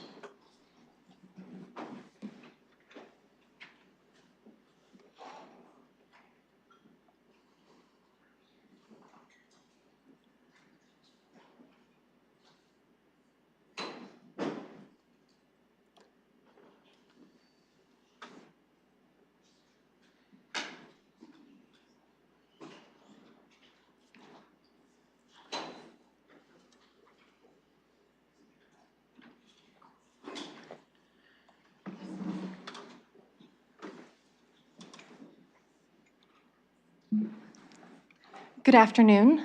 Through the chair, my name is Allison Curtis. I'm with the Subdivision Planning Division, and I'm pleased to share with you our work on the Byron Gravel Pit Secondary Plan. Long-term planning for the future use of the gravel pit began in 1990, and the development of a secondary plan was initiated in 2016. Work on the secondary plan was paused for the Commissioners Road West Realignment EA, and then began again in 2022. The draft secondary plan was shared with Council in July of 2023, and staff were directed to commence a public engagement process to gather partner and community feedback. That process has now finished, and the final version of the secondary plan has been prepared. Extraction activities have created a unique topography with dynamic views and vistas within the gravel pit. The secondary plan seeks to maintain this dramatic topography, but a safe and stable form. Under the Aggregate Resources and Extraction Act, extraction license holders are required to have rehabilitation site plans registered with the Ministry of Natural Resources and Forestry that demonstrate how the pit will be made safe once extraction is complete. Once those rehabilitation works are completed, the license can then be surrendered. Staff have met with MNRF to understand how the secondary plan will assist the license holders with submitting major amendments to their site rehabilitation plans that will allow the slopes to remain, contributing to a unique community and recreational area, but in a safe and stable form. The land use plan for the secondary plan sets out 4 main policy areas for development, as well as identifying gateways, public access points, and vehicle and pedestrian access points to promote connectivity throughout and surrounding the secondary plan area, as well as lookouts that would take advantage of the unique and dynamic topography within the gravel pit. The first of these policy areas is the Byron Baseline Policy Area, and it is to form the mid to high-rise mixed-use portion of the secondary plan that will serve as a focal point and gateway to the community and the natural areas contained within. 2 gateway and public access points with a corridor are identified within this policy area to connect existing and new residential development to the gravel pit area. A range of high and medium density residential uses and small scale commercial uses are permitted, and they are encouraged in a mixed use form. Permitted heights within this area are stepped to reflect the change in grades that exist in this particular part of the gravel pit. A standard maximum building height where the policy area fronts onto Byron Baseline Road is recommended at 4 stories with an upper maximum of 6 stories. At the future intersection of the road access points with Byron Baseline Road, the permitted maximum height is 9 stories and the upper maximum is 12 stories. There will be a transition to the interior of the policy area where buildings shall have a standard maximum height of 12 stories with an upper maximum of 18 stories, where the lands front on to the Central Pond and Green Space Policy Area. The second policy area is the Crestwood Policy Area. It is intended to provide a range of low to medium density residential housing forms along the realignment of the Commissioners Road, and will be integrated with the existing residential areas to the east. A minimum height of 2 stories and a maximum of 4 to 6 is permitted in this area. All access will be from Crestwood Drive, and development applications will be required to identify the top of the Sable Slope, which will identify the limits of development. The third policy area is for the Longworth area, and it is intended to provide a range of low-density residential housing forms in the southern portion of the gravel pit. And this area will be integrated with the existing residential neighborhood to the southeast. A minimum height of 1 story to a maximum of 3 to 4 is permitted in this area. All access will be from Longworth or Cranbrook roads, and again, development applications will be required to identify the top of the stable slope, which will determine the limits of development. The fourth and final policy area is the Central Pond and Green Space Policy Area, and it is intended to provide a regional type recreational opportunities within the neighborhood, as well as protect natural heritage lands identified through ecological studies. A future park master plan will determine the design, facilities, and layouts of this open space, but that will be processed through a public engagement system and will consider a variety of amenities that will draw a regional more of a regional focus and less of a local focus. So we're looking at fascinating and new different ways to use this space. They could consider multi-use pathways, an enhanced promenade around the central pond, gathering spaces, viewpoints and lookouts, connections to the surrounding amenities. They have identified a need for BMX and cycle tracks, which could be considered here, potential for a skate park and an urban beach, and also possibilities for water activities that could take place on the pond feature. Staff have worked closely with our colleagues in ecology to understand what natural heritage features are in and around the gravel pit, as well as to develop policies that explore opportunities to enhance, restore, and expand the natural heritage system, including the addition of naturalization areas. A subject land status report and an environmental impact study will be required for new development applications to assess the extent and significance of natural features and wildlife habitat, evaluate potential impacts of proposed development, and identify how to avoid or mitigate those potential impacts. Studies that have already been scoped with staff will be permitted to include the SLRS component within an EIS. Significant wildlife habitat replacement may be considered where the features and functions can be provided elsewhere and it can be demonstrated that they provide a net gain to the natural heritage system. The secondary plan also speaks to creating a multi-use pathway that connects all areas, including the top and the bottom of the pit, as well as integrating the new network with adjacent park and pathway systems. That would include Springbank Park, the Arboretum, the Buttonbush Wetland, and the Cresthaven Park. A park master plan will confirm the final location of these pathway networks in an AODA-compliant manner, but 2 gateway and public access points with a corridor are identified along the Byron Baseline Road frontage that will connect new and existing residential development to the gravel pit. This network will also include a promenade around the pond feature that will function as an enhanced multi-use facility that is designed to serve the needs of the residential and commercial uses, as well as to provide emergency access and to foster a sense of shared space in the pedestrian realm. So that concludes staff's presentations, and we are prepared to address any questions or comments you may have. Thank you. Thank you. This is a public participation meeting, so I'll look to committee members right now for motion to open. Councilor Rahman, seconded by Deputy Mayor Lewis, so I'll call the vote.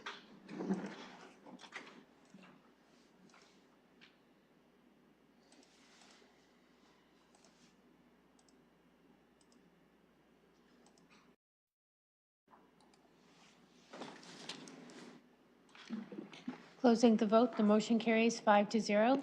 Thank you. So I'll look to the public. If anyone would like to address the committee on this, please, sir, go to the mic, give us your name, and you have 5 minutes. Hi, my name's Michael Vise. I live at 967 Gabor Court. With the new system of pathways that you're putting in around the Buttonbush Marsh area, there's a existing pathway there. And my concern is that with this being integrated into a total system, we found that we go out every spring and we clean up that area back behind our house. Now this year we found, I don't explain it any other way, but 50 bags in which, poop bags for the lack of a better term, back there. Now we called the city up and we asked them if they could put a trash can behind there, identified as some place where people could throw their bags in as they walk through there.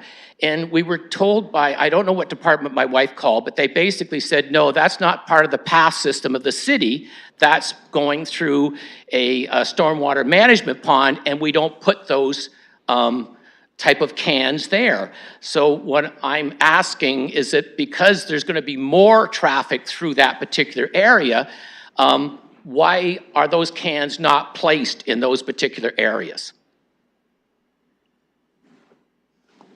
Okay, thank you. I'll get all the answers that are raised during the public participation meeting, and I'll put them to staff when we're finished. So if you have any other questions, let me know. I have a second point as well too, is that right at the corner of where we live there, 2 houses down, there's a 90-degree angle as far as the pathway goes, from where the pathway goes, where it goes back out to Gabor Street, is that I noticed that cyclists ride down that pathway with their bikes at a pretty high speed where they go around a blind spot where you could have women with baby carriages walking around, that there's a possibility that there could be quite an accident there where someone really gets hit.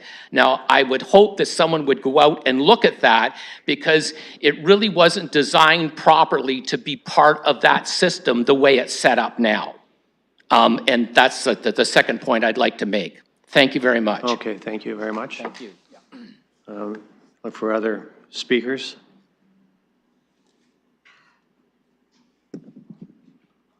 Thank you for allowing me some time to speak. My name is Mary Shepard, and I am a Byron resident. I'm also living very close to the gravel pit. My comments may sound a little disjointed, but they will come together at the end.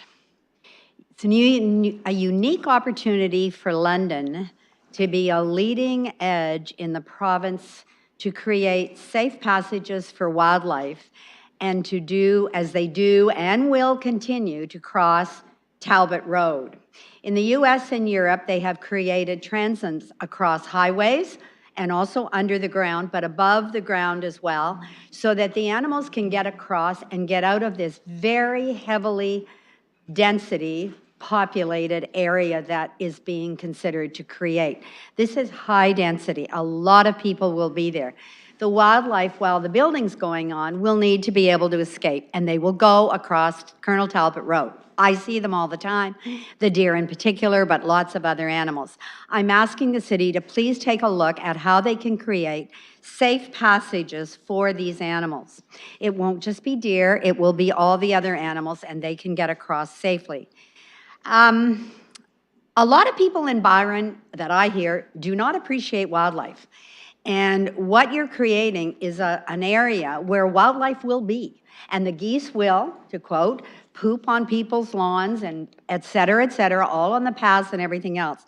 It will be a relentless, complaint-driven project, as it is now.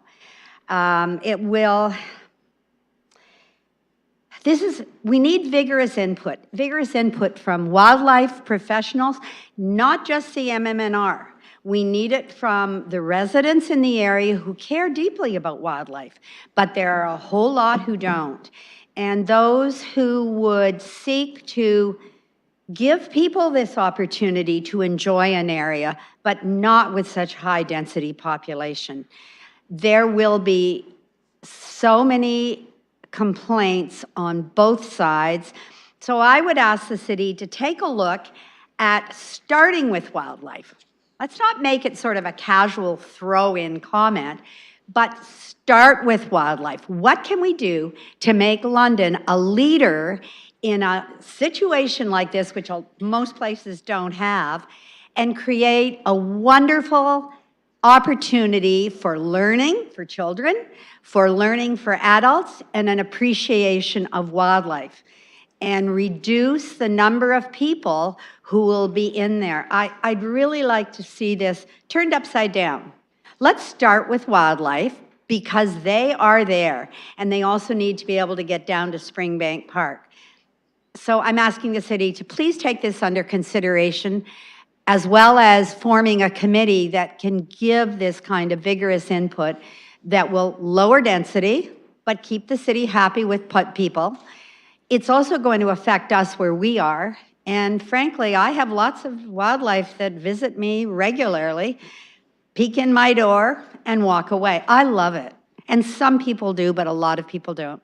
So I ask you to consider this on a more serious basis and to look into some of these opportunities to make Colonel Talbot a much safer route for the animals, because they will cross, and they do cross now. Thank you for your time. Thank you. Look for the next speaker. Please, sir, give us your name. You have 5 minutes. Craig Linton, I'm speaking on behalf of Highland Ridge Land Corp.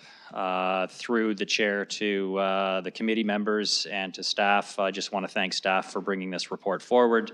It's been a long time coming, and generally speaking, we support the general notions of the report.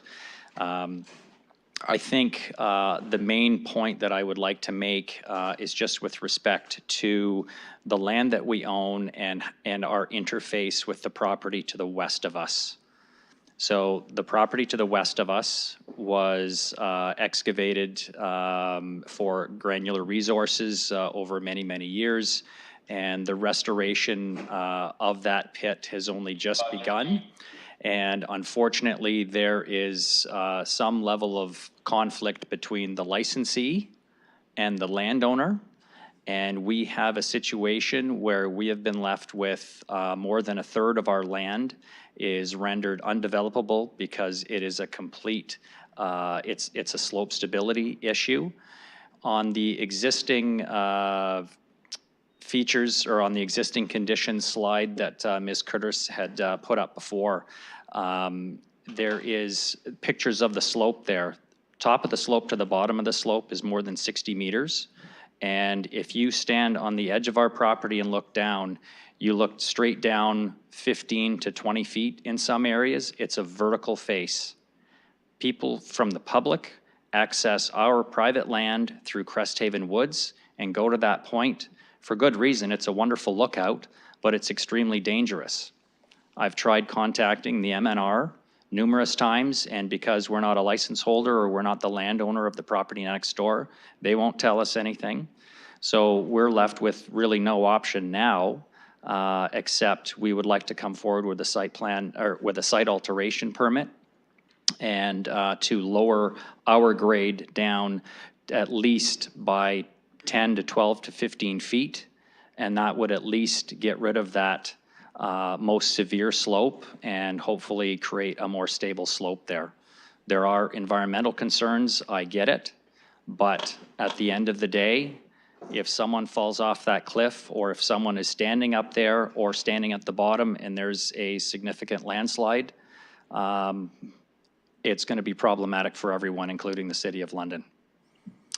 I have a few other minor comments, but they are listed in my letter that I've submitted, and we have some environmental concerns which are listed in our letter that I submitted from our consultants, MTE, and I'll leave those issues there. But the slope stability is a major concern. It needs to be resolved, and I get that the city can't force the licensee or the landowner next to us to rehabilitate the pit, but there is a way forward, and if we can come forward with a site plan or a site alteration permit to cut our grade down, then that would go a long way to creating a much more stable slope and allow a lot of the urban structure plan to actually be created that the city would like to see. Thank you. Thank you. I'll look for the next speaker. Mr. Wallace, you have 5 minutes. Thank you, Mr. Chairman. Thank you, councilors, for giving me this opportunity today. I'm going to talk to you about secondary plans in general, using this as an example of what's come forward. As staff indicated, secondary plans are not done overnight, take time. This one's been many years. What has happened in previous secondary plans, what's in previous secondary plans, including the Southwest area plan, under 3.6 under affordable housing, there was it's indicated that a 25% affordable housing component, like 25%, a minimum for a period of 25 years should be encouraged. But in the previous secondary plans, there's also other wording along with it that talked about bonusing for density, which, as you know, Mr. Chair and councilors, that is not available any longer to municipalities. So what we're looking for as advice going forward is that not only for this secondary plan, but future secondary plans, is that you need to relook at that affordability piece. And it is encouraged, but at 25%, 1 in 4 for 25 years, you're not going to encourage anybody to do anything.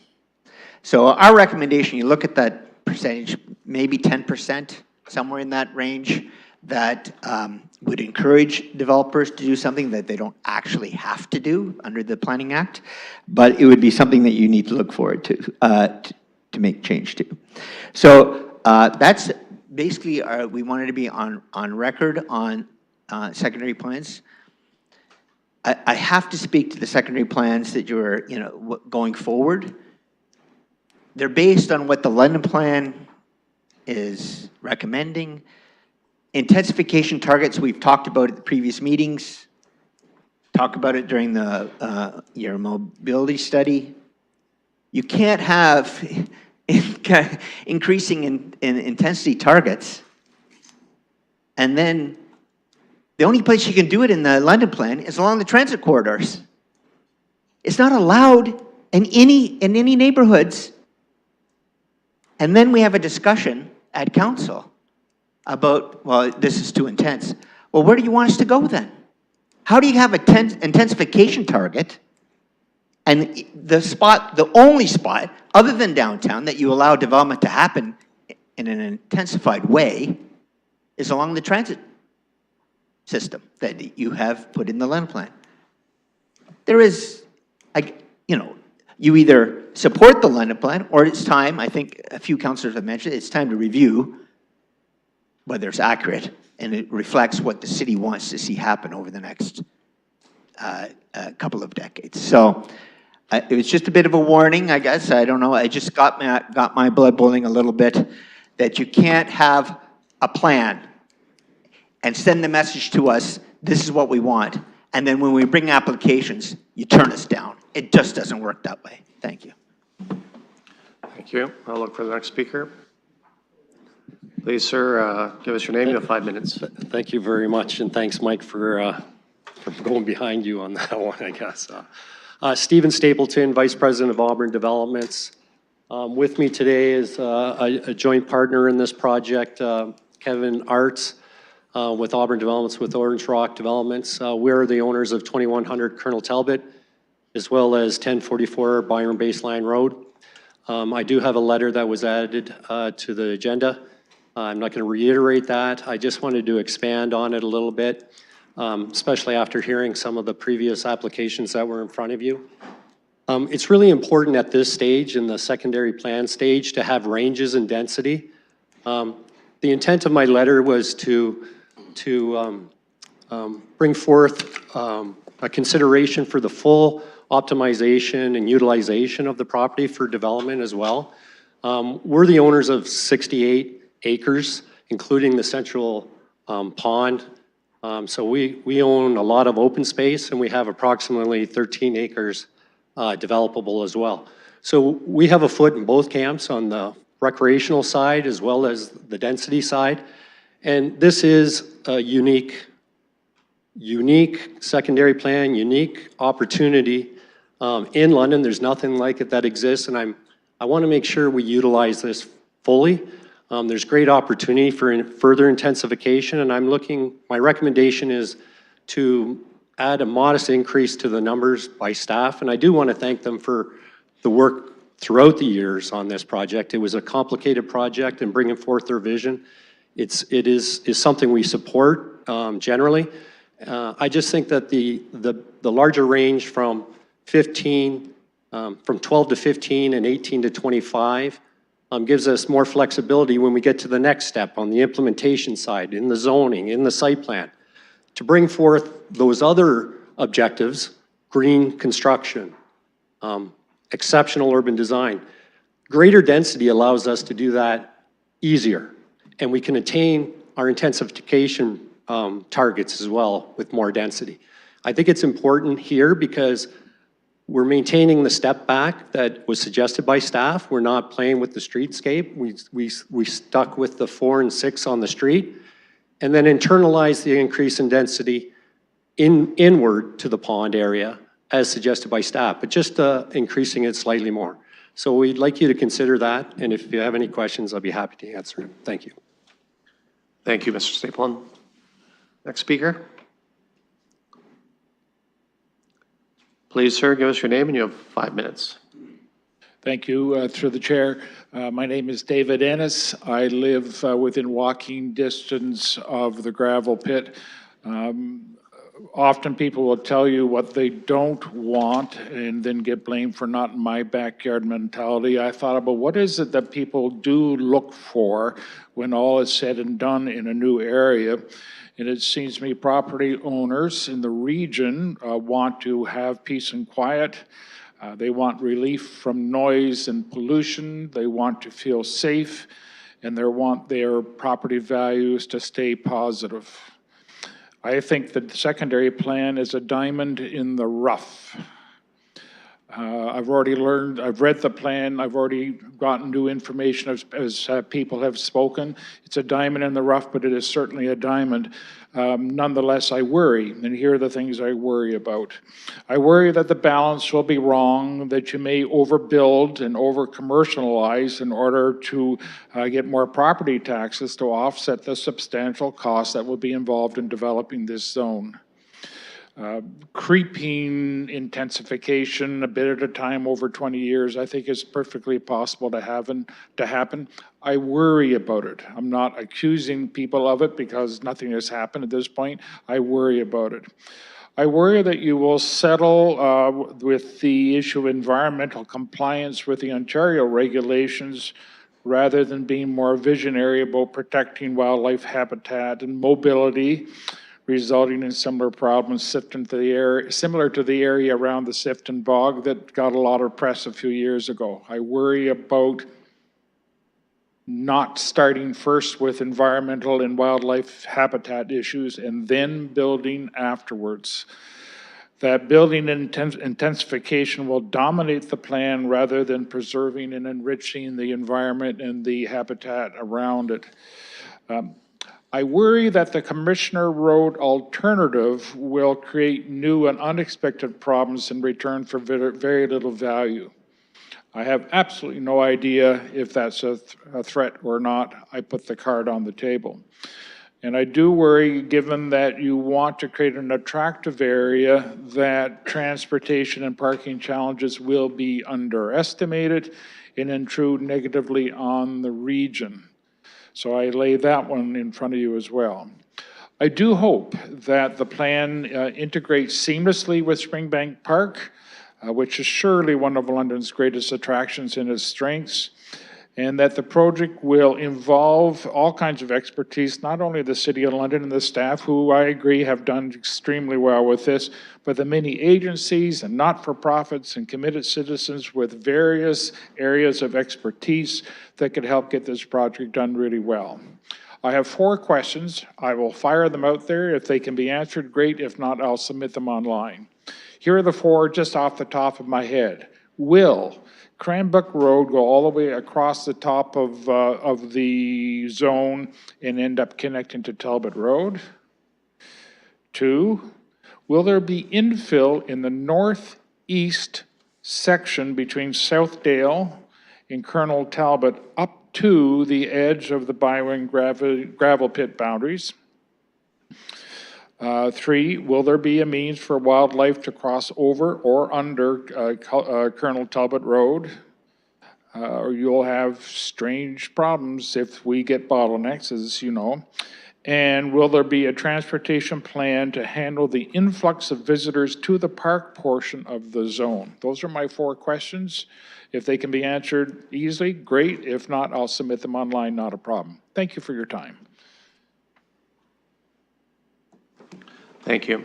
I'll look for the next speaker.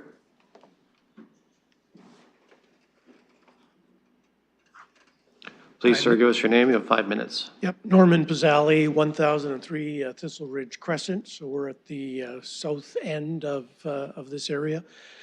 We moved to this area 17 years ago, wanting to build our dream house. We lived downtown London in the Hamilton Road and Adelaide Street area for 25 years. Loved it.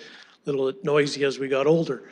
So we moved to a quieter area, a single-story house, and at the time we did our research and were inquiring about what was going to happen with the gravel pit. We wanted to move there because we thought by building a house there, maybe naively, we weren't destroying farmland because this was now where we are is an old gravel pit area. So those are some of our ideas, and we were very pleased to hear from staff at the time some of the plans for this area, and I'm very pleased to see that many of what we were told 15, 20 years ago are coming into this secondary plan. So I'm thankful for that. The area behind us, where there's like a corridor, and I guess in behind our crescent, we were told would be permanent green space. And when we first moved there, some of the people commented about wildlife. We had deer and wild turkeys in our backyard all the time. I had a brother-in-law deer hunting, and I took a picture of 6 deer in my backyard while he went away empty-handed in North Bay. It just, there's no deer anymore, none. I haven't seen any for probably 7 or 8 or 9, 10 years. So some of that corridor, some of that sensitivity needs to be thought about how it's going to happen. Not necessarily that deer and humans live together very well. But let's try to do something right here in terms of the green space. And so one of my thoughts are that I'm hoping that the pathways, the multi-use pathways, are not going to be used for motorized vehicles. The noise from that would be unnecessary, disturbing to wildlife, disturbing for the area, the way it should be, at least in my opinion. Where I live is quite a distance from Colonel Talbot, at least a half a kilometer and probably a kilometer from Southdale. And I can tell you it's as noisy as Hamilton Road and Adelaide because of motorcycles and noisy cars that are allowed to exist and go up and down Colonel Talbot and on Southdale.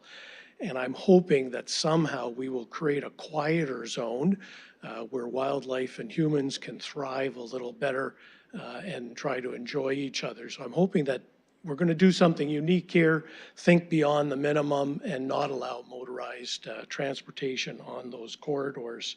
And other than that, I just really wanted to say thank you to staff for pulling together something that I've been worried about for 17 years might never happen. And I hope the green space areas really do get generated. In terms of the developer, I like some of the comments that you said, and I don't ever say that about developers, but I do want to say that probably several years ago, some developer, not these guys I don't think, because they're in the other area, were tearing down all the trees in the to-be residential area behind our house. And my wife went out there to stop the bulldozers from coming within the 55-foot green space. And I just want to take this opportunity to say I'm very disappointed that developers feel they have to take out the trees 20 years before they're planning to build houses simply because they're worried about not being able to do it 20 years later. And so all those trees were lost and the deers were lost, and it's just an open space now that nobody's allowed to use because there's no trespassing signs. So if we can try to plan that a little better of how we're going to develop in our city, I appreciate that. Thank you for your time. Thank you. I'll look for the next speaker. I'll ask the clerk if there's anyone online. Through the chair, there's no one online. One more time, I don't see anyone rushing to the mic up there in the gallery. So I'll look for a motion to close the PPM. By Councillor Frank, I'll call the vote.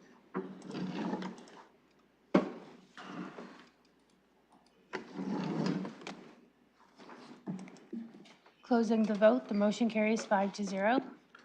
So there were a few questions I'll just go to staff with that were raised today. Just regards the first gentleman there was speaking about garbage cans on pathways. Will all the pathways you're looking at right now in the secondary plan be like city property that where we would have proper refuse collection? Through you, Chair. The pathway connections that'll be there will be maintained by our operations crew, and they'll be applying the appropriate garbage containers. Okay, thank you. The question on cycling and the path at 9 degrees, I think that's something that gentleman can follow up with his counselor or with staff on that. I don't see that as impactful with the secondary plan.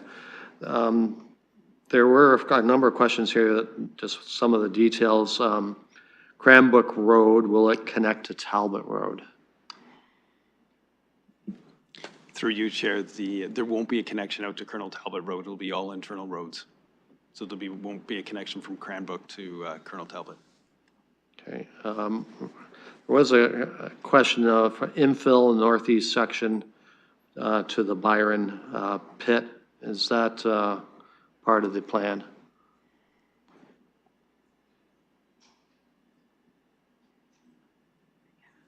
Through you, Chair, it was just a little bit confusion in terms of where the location is. There is a development currently underway on Southdale, at the corner of Southdale and Colonel Talbot. That's the northeast corner. Commercial residential development going through there. There's an intervening portion of land, some green space that we haven't had a development application on. There's a corridor of significant woods, and then the Byron gravel pits start. And at that southern point of the Byron gravel pits in the study area, there is proposed development for a lower density form. Thank you. Will there be a wildlife crossing to get across Colonel Talbot Road? At this point in time, we haven't looked at a wildlife crossing for Colonel Talbot. There's no improvements intended from Colonel Talbot. There's no access for any of the developments to be from Colonel Talbot. And is there a transportation plan for visitors coming to this area? As part of the development, particularly in the north, is most likely where they'll be getting access to the extracted area of the gravel pit. There's a proposed road network that would come in, and then in that portion is where we would have our high-density mixed use, and they would provide for parking areas for any of the uses that would occur within the gravel pit. Thank you. Okay, I'll open it up for committee discussion. Councilor Frank. Thank you. Yes, I chatted a bit with staff about this yesterday. Thank you for answering all my questions. I want to commend staff on the hard work. I know that it's taken a long time, but I think this is the best secondary plan I've ever seen. I think this is maybe the only one I've seen that has come to this council, but it's the best that I've seen.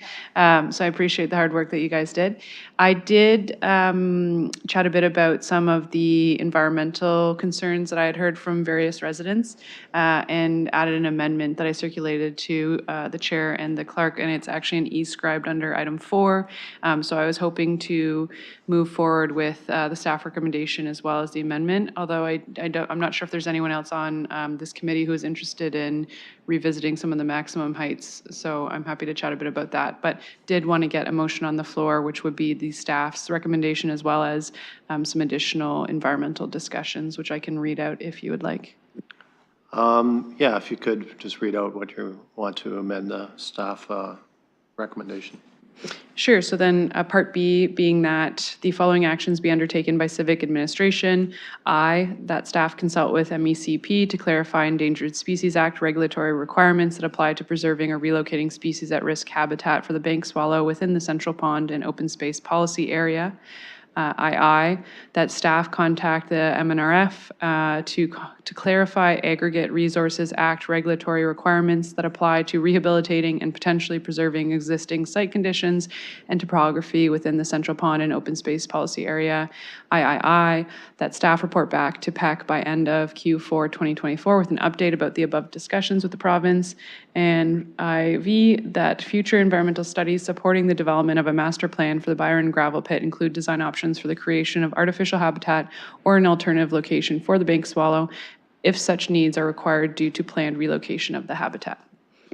Thank you. I'll look for a seconder for the councillor's motion as amended.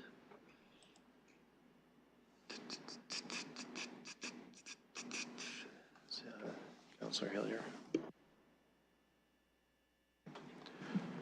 I don't appear to have a seconder, councillor. I'll go to, do you want to continue on? Kind of your time with the mic, and Deputy Mayor Lewis is next on deck. Nope, thanks. Okay, I'll go to Deputy Mayor Lewis. Thank you, Chair, and through you, I guess I'll start by saying I wish I could have seen the amendment before now because there's parts of it I might be amenable to, but I'm not sure particularly about timelines, Q4 of 2024, and the piece on future environmental studies. I wouldn't have a problem consulting with the Ministry of the Environment, Conservation and Parks. I could see some value in that, but I'm struggling with getting all of this right now. So I want to, however, change the topic a little bit, and I'm going to go actually where Councillor Frank started, which is whether there might be some discussion around the maximum heights. And so I'm less concerned about the standard maximum. I think 12 as a standard maximum is fine. It's that ultimate maximum or the super maximum that we allow for additional considerations. And I do think that 18 might be capping us a little low. And I'm wondering if, through you, Chair, if staff can indicate the rationale, I guess, behind the 18 versus, say, now I know Mr. Stapleton commented on 25 in his letter. I kind of, as I was reading this over the weekend, was thinking more like 20 or 22 might be appropriate. But I do see 18 as perhaps a little bit on the tight side, especially if we are going to continue to look for things like narrow tower or urban design guideline things. Because if you want narrow, you have to allow taller. That's just the nature of accommodating density. So I'm wondering if I can get some preliminary thoughts on that piece, and then I want to talk about the affordable piece. I'll go to staff. Through you, Mr. Chair. The maximum heights that were identified within the secondary plan, originally it was 12 stories, which was sort of the consistent of, if you look 10, 15 years ago, which was sort of the maximum of apartment buildings that were allowed in. And through what's happened recently throughout the city, 18 stories was looked to be that upper maximum, and that's what we were consistent with in this area. It is a unique facility. It's one that's you're probably not going to find in anywhere else in Southwestern or Ontario, where you've got an aggregate resource pit in the middle of the city. So we were looking at trying to maximize the heights, and the height that we used with 18 was just consistent with other areas in the city. Deputy Mayor. So we have some other, and I know they're mainly at this time primary transit corridors, but we have other areas where we are looking at city-initiated zoning changes to increase heights. I know I continue to talk to Ms. McNeely and to others about Dundas Street East and some opportunities to develop along the corridor there. That would actually be outside a primary transit corridor, but it'd still be one of those urban corridor place types. So I'm looking for higher density there. So I understand where 18 is coming from as the current standard. But how is that balanced with some of the increased heights we're looking at through our own London Plan review and city-initiated zoning changes that are looking at allowing additional heights in other areas? Go to staff.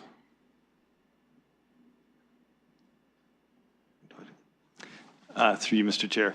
There is currently a height study that's underway, and it'll be brought forward, I believe, later this year.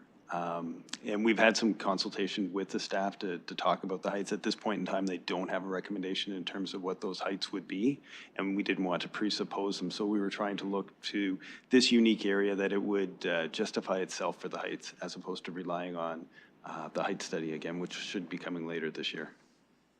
Deputy Mayor.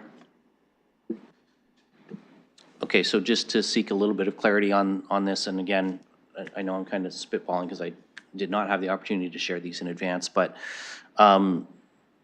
should some of these other height reviews come back and we're moving that 18 to 20 or 22 in other areas of the city as well, would staff likewise be bringing back an amendment to this secondary plan as well to make it consistent?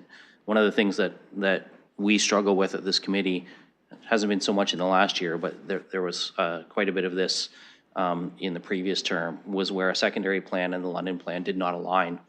And so lower maximums were being contemplated in some areas than the London Plan itself contemplated, but a secondary area plan was restricting that. So would we see a recommendation for an amendment come back if the overall height review came back positive in other areas. I'll go with staff. Through the chair, thank you for the question, and it's a good one, and it would be something that we would take a line in terms of the overall city review that we're undertaking to make sure that we're being consistent. In some cases, it may actually allow more than should council approve this one, and we actually have more heights, it may allow more, but then we would need to amend the secondary plan to catch up. Deputy Mayor. Okay, so I appreciate that there's a process then to amend this later to catch up on the heights with the overall height reviews happening. Because I would like something that's sort of consistent across the city. It just makes sense, and I think for the building industry as well, to have some surety in terms of what we're looking at. I'm going to move on to my other concern, and I'm really going to be looking for some guidance on whether staff would prefer an amendment to this or a referral back to work on it further. Mr. Wallace mentioned it, and frankly, I agree. To bring forward a plan that's encouraging is a nice word. I know it's not requiring, but I've seen this debate go on. I've seen it in the media. I've seen it around this horseshoe. No, the secondary plan says 25%, so we shouldn't approve this because it's not 25%. People like to omit the word encouraging when they're making an argument against a development. So I'm really concerned with this 25% affordable. 1 in every 4 units to be affordable. I mean, I don't think it's realistic at all. The old bonusing formula that we used to look at generally looked at 10% of the lift, which even under that formula, we have zoning that was approved by the prior council where the land today is sitting untouched, not a shovel in the ground, it's up for sale because the pro formas don't work on the number of affordable units that were imposed on that development. So now not only do we not have those affordable units, we don't have any units on some of those properties. So we all want to have affordable housing, but I am really, really cognizant of how much we can reasonably be asking for. And so my amendment, if this is the direction staff needs, I'm fine with amending it, or I'm fine with referring it back to come back for another cycle, because this one is actually not on a 90-day statutory deadline clock, so we can send it back, is that we would set a range to encourage 10 to 15% affordable, which I think is closer to what we had under the old bonusing formula. And noting that, as Mr. Wallace said, we have no tools to impose this. We can try and incentivize it, but we can't actually require it because bonusing is gone. So through you, Chair, I'm looking for some direction from or some response from staff on whether they'd prefer a referral or just a direction to amend the secondary plan schedule. Okay, I'll go to staff on providing some direction to where the Deputy Mayor wants to go. So through the chair, I think it would be most appropriate at this time if you do have a very specific range that you're looking at to just look to amend. Okay, thank you. Deputy Mayor. Okay, so rather than set a single number, I think I would prefer to set a range, and I'm going to look to amend the Schedule 1 of the secondary plan to reflect a 10 to 15% affordable housing rather than the 25% number that's in there right now. I think that that has more opportunity for attainability than 25% does. So I don't know if I have a seconder for that or not, but that's the amendment I want to put forward. So Deputy Mayor, are you moving the staff recommendation with that amendment? I am. And I'm also willing to include with my own amendment parts BI and BII from Councillor Frank's original amendment so that staff can have some additional consultation with provincial authorities around some of the environmental concerns that were heard. I will say I don't feel like we need a report back. I think staff can have these consultations and incorporate steps as they need to. But I would encourage the consultation with the provincial authorities on this one. Okay, if I'm understanding correctly, you're moving staff's recommendation with changing the 25% of affordable to a 10 to 15% range, and then adding in Councillor Frank's part BI and BII. With no changing to that wording? with no changing to the wording. Okay, thank you. Do I have a seconder for that? Councilor Rahman? Thank you. I'll second. I do have another amendment, though. Okay. So at least we have a motion with those amendments on. So I'll go to you, Councilor, to continue on. Thank you.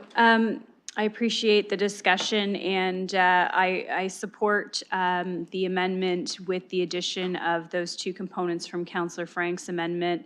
Again, without that report back component, because I do think that might, although I know staff might have been okay with the Q4 2024, I just don't want to put a timeline on something like that.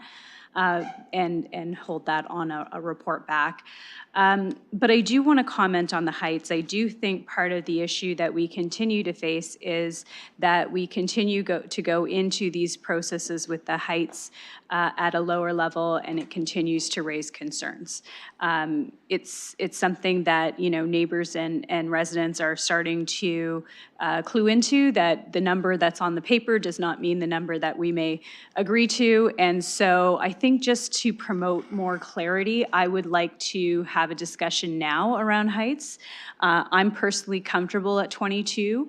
I think that in this area and what's contemplated and looking at what's in front of us, I think that actually makes sense considering where we're going with the rest of the city. So I would be willing to amend to add that if I had a seconder. Okay, Deputy Mayor Lewis, looks like you're seconding that amendment. Okay, so we have a motion with a few amendments, and then I'll put that on the floor for discussion. Councilor Rahman. And just to clarify, that's our maximum that we're looking at. It's not, yep, okay. Just want to make sure that we're clear on that. Right, okay. Okay, so I'll have the clerk word that up for us so we can look at it in e-scribe.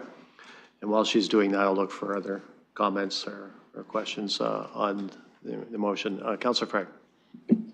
Thank you. Yes. Can we vote on various parts of this separately, just given that some of it wasn't circulated in advance? I just don't feel confident that I, at this point, could support it. So I'm just wondering if we could break it up into different chunks.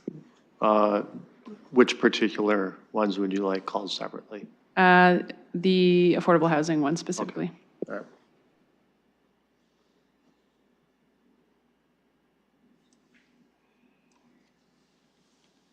All right. Councilor Hopkins. Thank you, Mr. Chair. And I would like to just make a couple questions on the amendment that's in front of us. I don't see it, but I am just going to go from memory here. And in particular, to the increase in the height to 22 stories. So we're going from 18 to 22 is what I understand. And I'm just going to address it from a councillor's point of view. I represent Ward 9. This is this area where it does have the intensification, which is along Byron baseline, is in Ward 9. And one of my concerns about this unique area that we are developing is how we move around. And if you are familiar with this area, you will know there's very few opportunities to move around, number one. There's the geography. There's Commissioners Road, Snake Hill. There's Talbot Street, Snake Hill. Movement and having respect for the wildlife and the uniqueness of this area is imperative. It's important to the community. We just had a conversation around secondary plans. I read the 1989 secondary plan of the Byron Pit. It has evolved. We're 35 years later. Not all secondary plans, by the way, take 35 years. This community has been waiting a long time to understand how we develop this unique area, but more important, how we preserve it and how it is an asset to the community. And it's not about don't do the intensification, don't go too high. It is really about how it fits and how it works. If you look at the secondary plan, and I'm just going to stick with the amendment before I go off in many directions, which I'm trying not to do, there's 2 access points into this development, right on Byron Baseline. There's one road that connects to Springbank. We're rerouting Commissioners Road West. We're taking away old Commissioners Road West. And maybe that's a question through you, Mr. Chair, if I can just ask that question, because it is all about how we move around. And I think I really want this committee to understand the uniqueness of this area. It's not Oxford and Wonderland conversation where it's straight and congested. It's congested with the geography. So my question is, with the realignment of Commissioners Road West, Snake Hill, that we did a number of years ago, which was a great opportunity to understand how to develop the PED. I understand that Commissioners Road, the old Snake Hill, is going to be sort of used as a trail, or I just want to know how that is going to work, because I think we really have to understand these 2 access points that we are right now addressing. More height doesn't mean intensification, but how do we make this all fit, I think is really important for the committee to know. So is it just the realignment of Commissioners Road and Byron Baseline are the only entrances and exits to this area? Is my question. Through you, Mr. Chair. The access for the northern portion along Baseline Byron is from Baseline Byron. The development that will be occurring to the south within the Crestwood area and the Buttonbush Swamp area will be internal to the subdivision. There won't be any access from Colonel Talbot. So there will be the introduction of 1 full movement street onto Baseline Byron, and what's being proposed are 2 right-in, rights-outs. They'll come through as a plan of subdivision, and as part of that plan of subdivision, there'll be the normal studies that would accompany it. A TIA would be one of those studies that would accompany the plan of subdivision. Commissioners Road realignment, I believe, is 2032, 35 that will come through, depending upon it. The EA was completed in 2019, 2020, which shifted the road further to the west. It's in the plan where you can see the realignment. And the ultimate use of the existing Commissioners Road, it'll be decommissioned, and the thought is that it would be used as a multi-use trail to get into Reservoir Park. Councillor. Thank you. And with the amendment, with the increase in height, we're specifically speaking to the north part of the development, which is the entrance onto Byron Baseline. I just really think the committee needs to understand how we move around this area is vital to the success of this unique development. And I just want to really make sure you really understand the dynamics that are going on here. And we've already increased a bit of the height. That's come forward. I just really want you to caution your decision-making here. As we move away from the recommendation, allow for more height, take away affordable housing, if anything. That was something I was kind of pleased to see in the plan. But for now, I'll just encourage the committee to stick with the recommendation when it comes to the height. Thank you. Other comments or questions? Okay. Just refresh your screen. We have a motion to receive.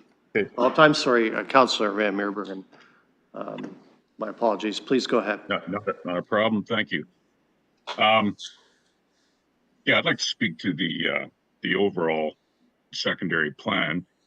I think, and it's been said before, there are a lot of Londoners who have no idea what's awaiting them in behind what is currently more or less covered, which you don't see from the roads. So most of us have not been exposed to what is about to happen over the next few years. It's so rare to have a reclaimed aggregate pit right within the city boundaries. Very rare. And the net result is once it's been rehabilitated, it's going to be absolutely stunning on so many levels. And what I find very appealing about this is most of these lands are open space, parkland, water use pond, trails, etc., with the development being less and more or less in the periphery. So there's ample opportunity to truly enjoy what is about to take place. I mean, the water sports alone, I mean, swimming, perhaps canoe rentals, paddleboat rentals, all these good things are upon us right in an urban area. It's fantastic. I think everyone is going to be very, very pleased. We have to be careful. I like the fact that there's staggered densities. That's sensible and logical.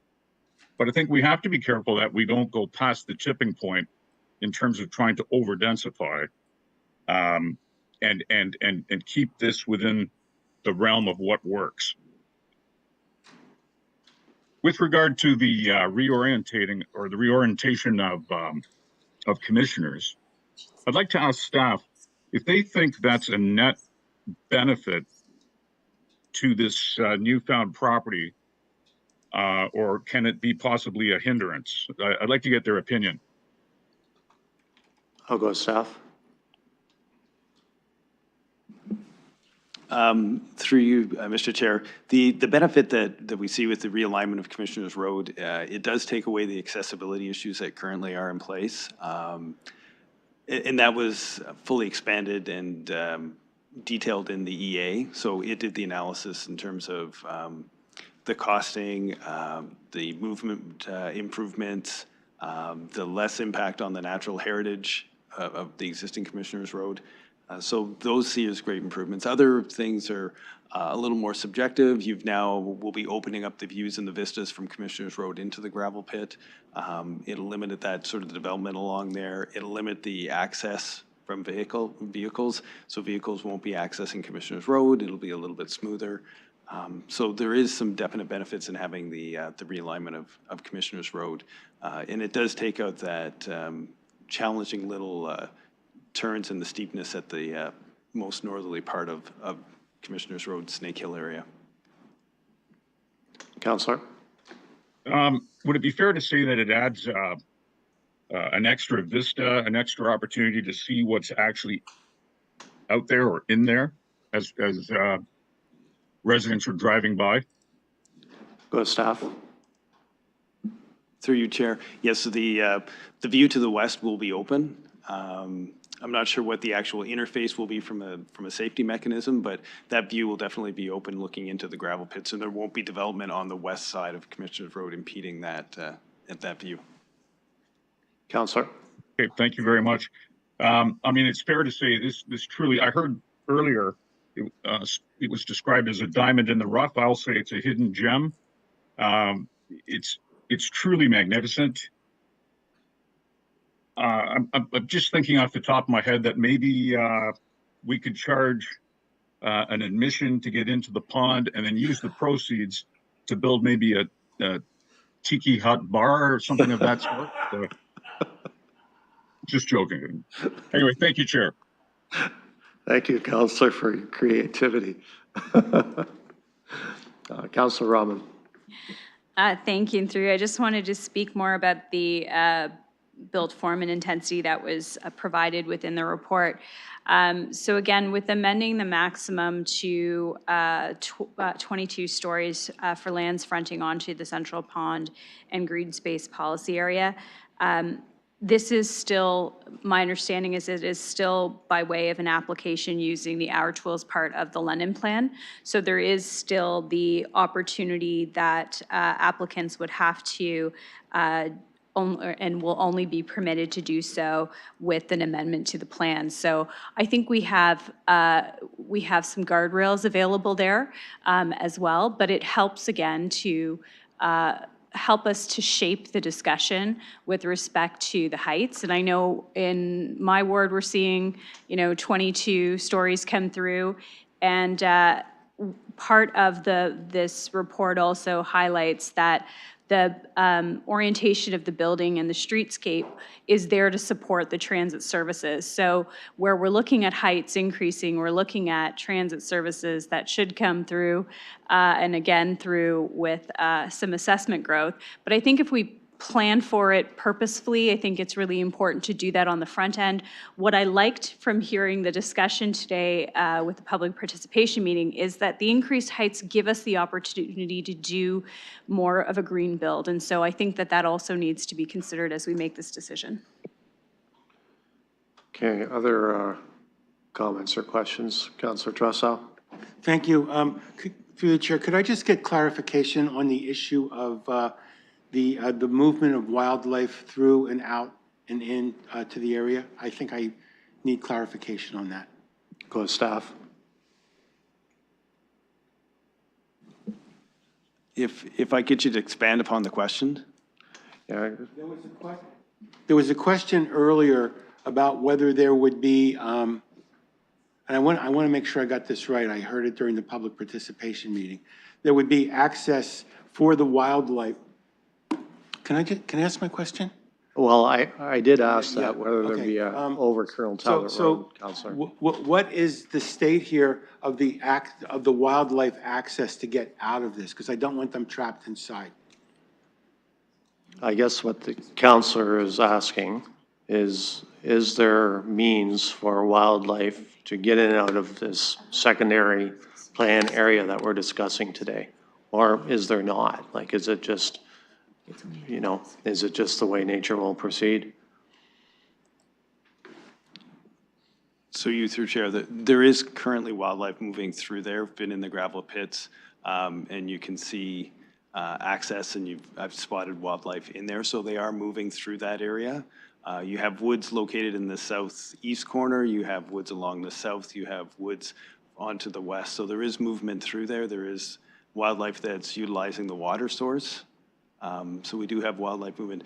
There are currently limited fences. There's the overburden that's created as a bit of a noise barrier berm, and those are vegetated, but the wildlife seem to be moving through there. So I've personally seen deer, coyote within the gravel pits, and their movement would be there.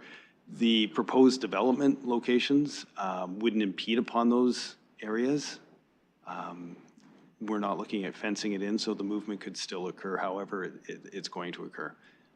We haven't at all addressed or considered creating a wildlife corridor across Colonel Talbot. I think that's what the one question was.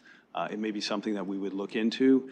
As mentioned through Ms. Curtis' presentation, the city would be undertaking a master plan for the recreational and ecological restoration of that gravel pit area, and that may be one of the areas that they could consider. Councillor. Thank you. Thank you. Deputy Mayor Lewis.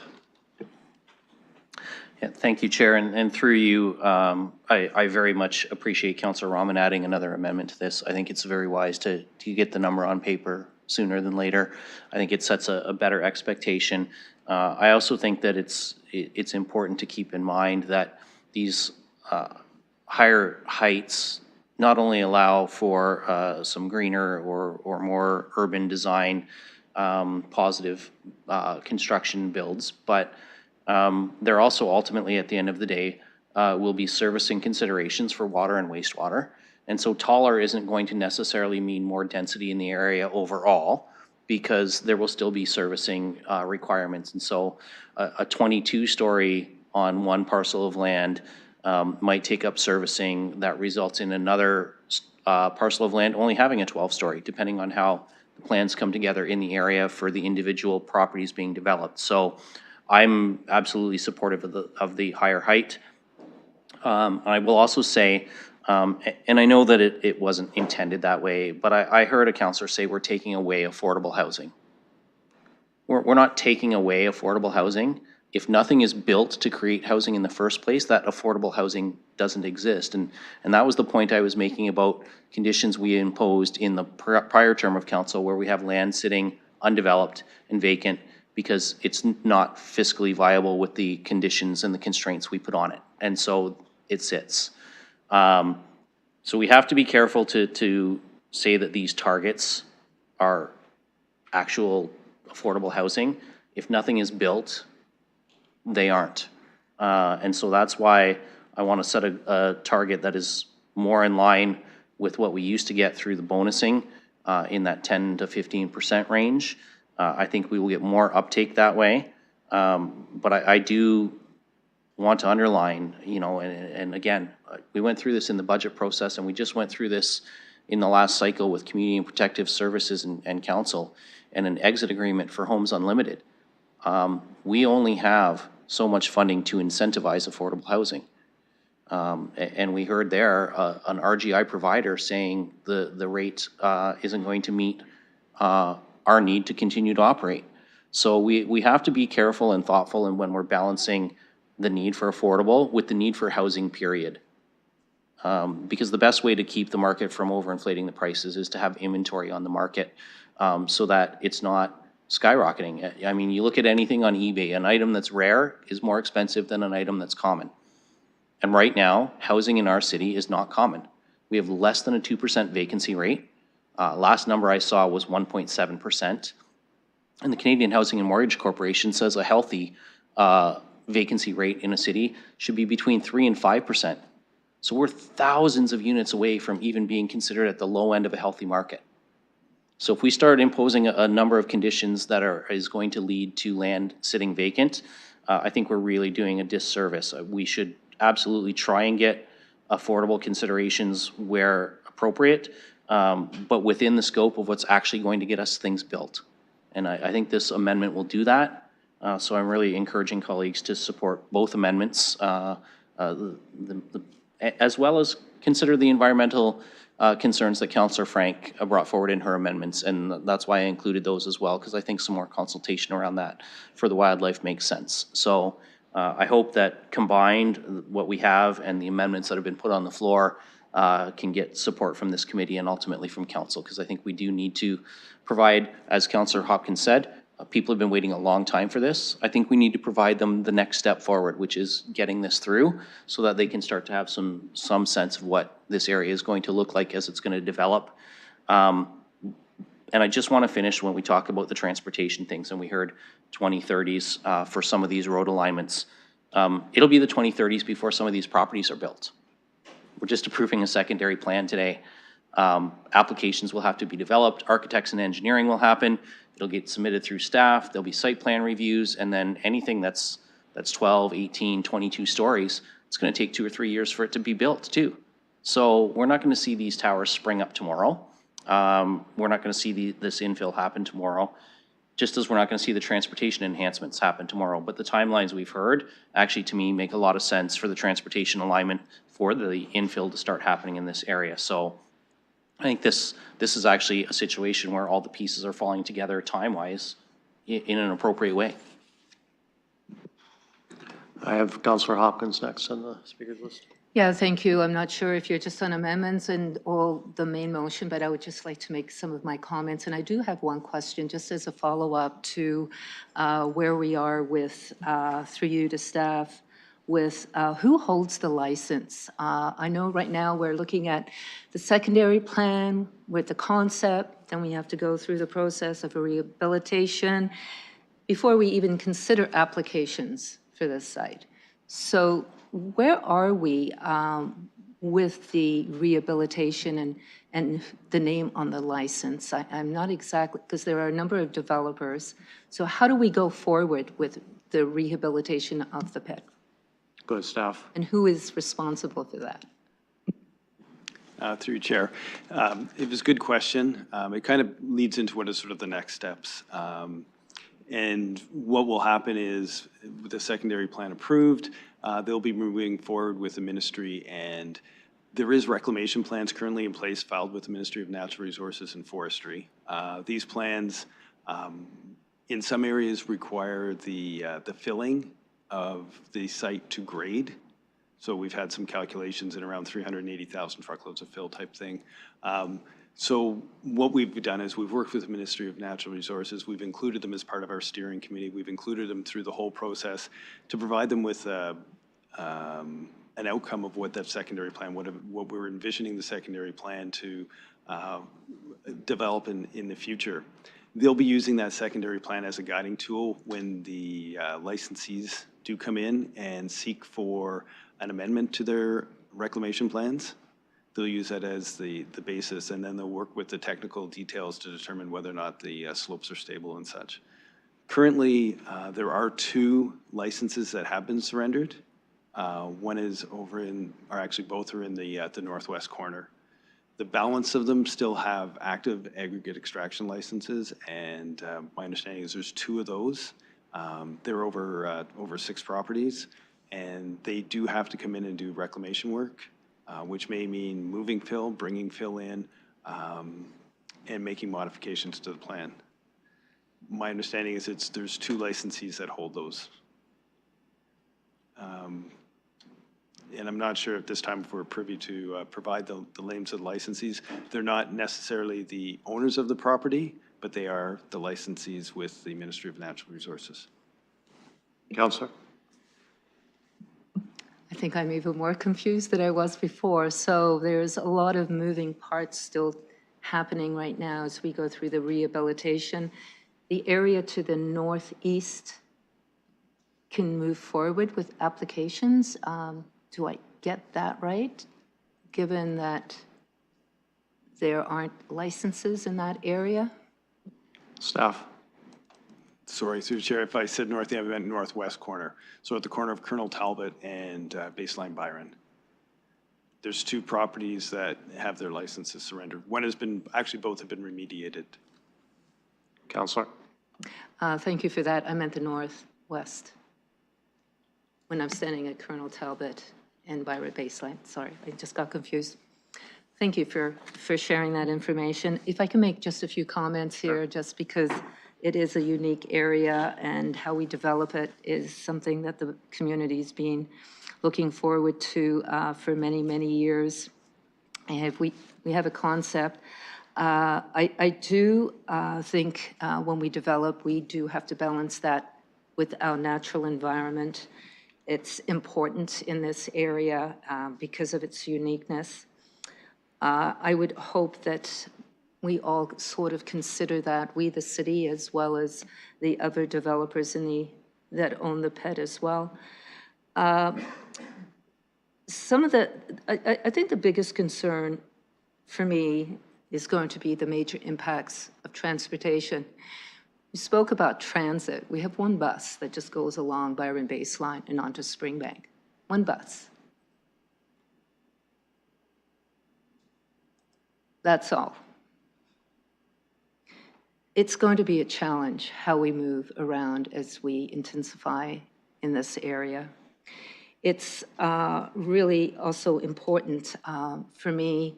One of the big missing pieces is that link from the pit to Springbank Park. We have 1 intersection that is going to be quite congested. It already is. But how do we not only have wildlife move through these corridors, but people as well?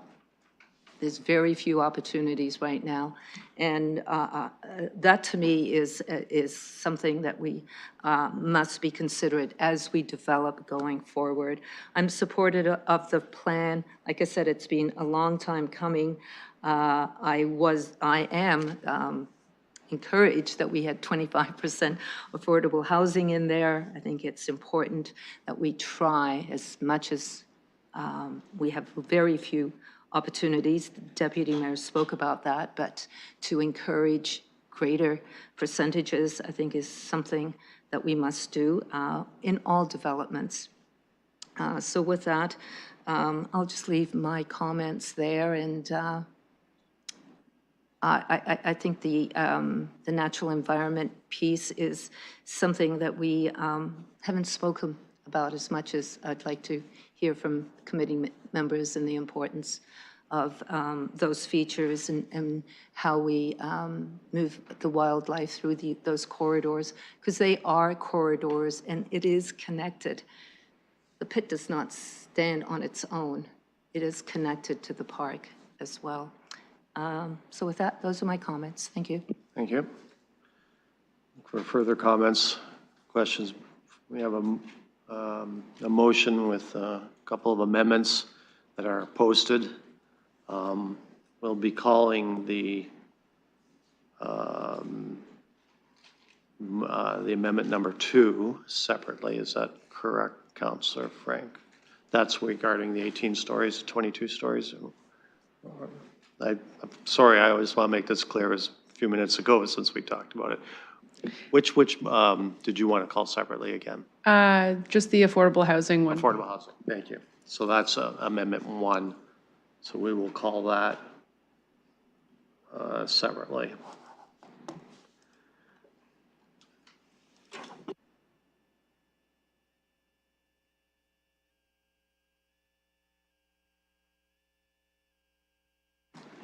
Okay, so I will be calling that one first, that amendment first, and then I'll call the rest together.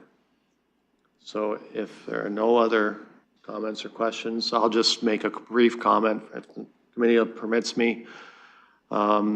We've had a gravel pit at one time. I'm sure it was at the edge of the city. Now I would suggest it's almost more in the middle of the city for many, many years.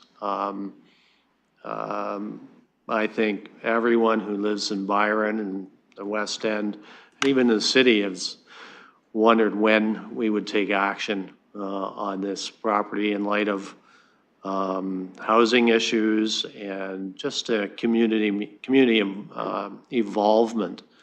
I'm very happy to see that we're here with the secondary plan in front of us. I echo Councillor Van Meerbergen's words. I think I'm very excited about how staff, working with their partners, have drawn this up. I know considerable hours have been put into this and considerable thought on all aspects. And so I'm pleased to support it. With that, we will call the amendment number 1, which is to move 25%,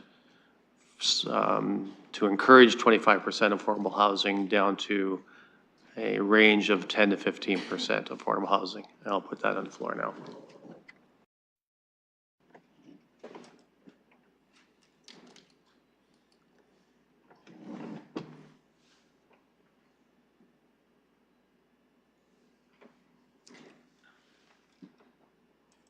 Sorry, because I thought you were going to do the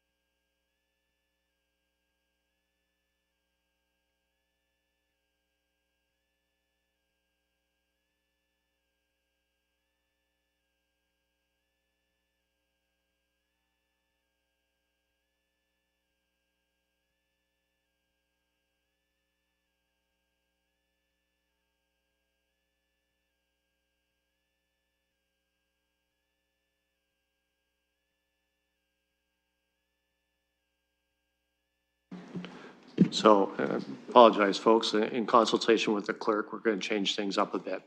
I'm instructed that we need to first vote on Councilor Rahman's amendment to change from 18 stories to upper maximum of 22 stories. Then we're going to vote on the whole total motion as amended. That's Councilor or Deputy Mayor Lewis's main motion as amended. But we will pull, or not pull, but we vote separately on the one amendment portion of that, which is the change in affordable housing, if you follow. So let's vote on the amendment, 18 stories to 22 stories. First of all, that was moved by Councilor Lewis, seconded by Councilor Rahman. Is that okay? Okay. Might help if I opened it.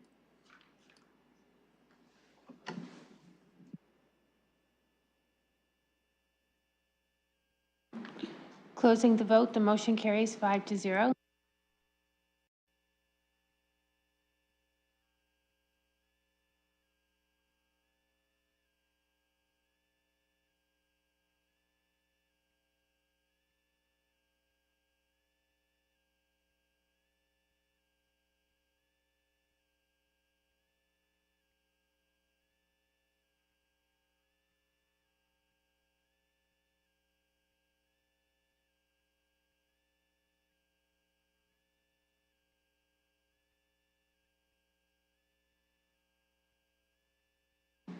All right.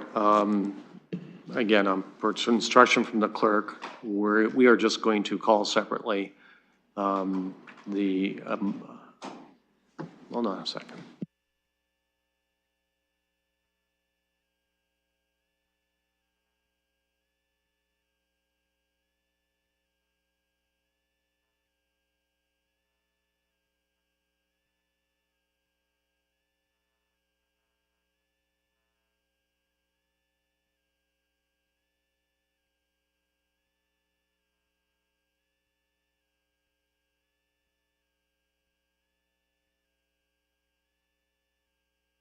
Okay, so we are going to vote on, because Councilor Frank requested the affordable housing piece amendment portion of the main motion pulled separately.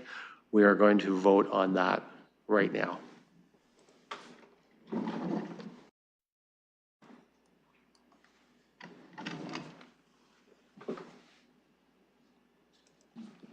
Closing the vote, the motion carries 4-1. Thank you. Now we will vote on the main motion as amended.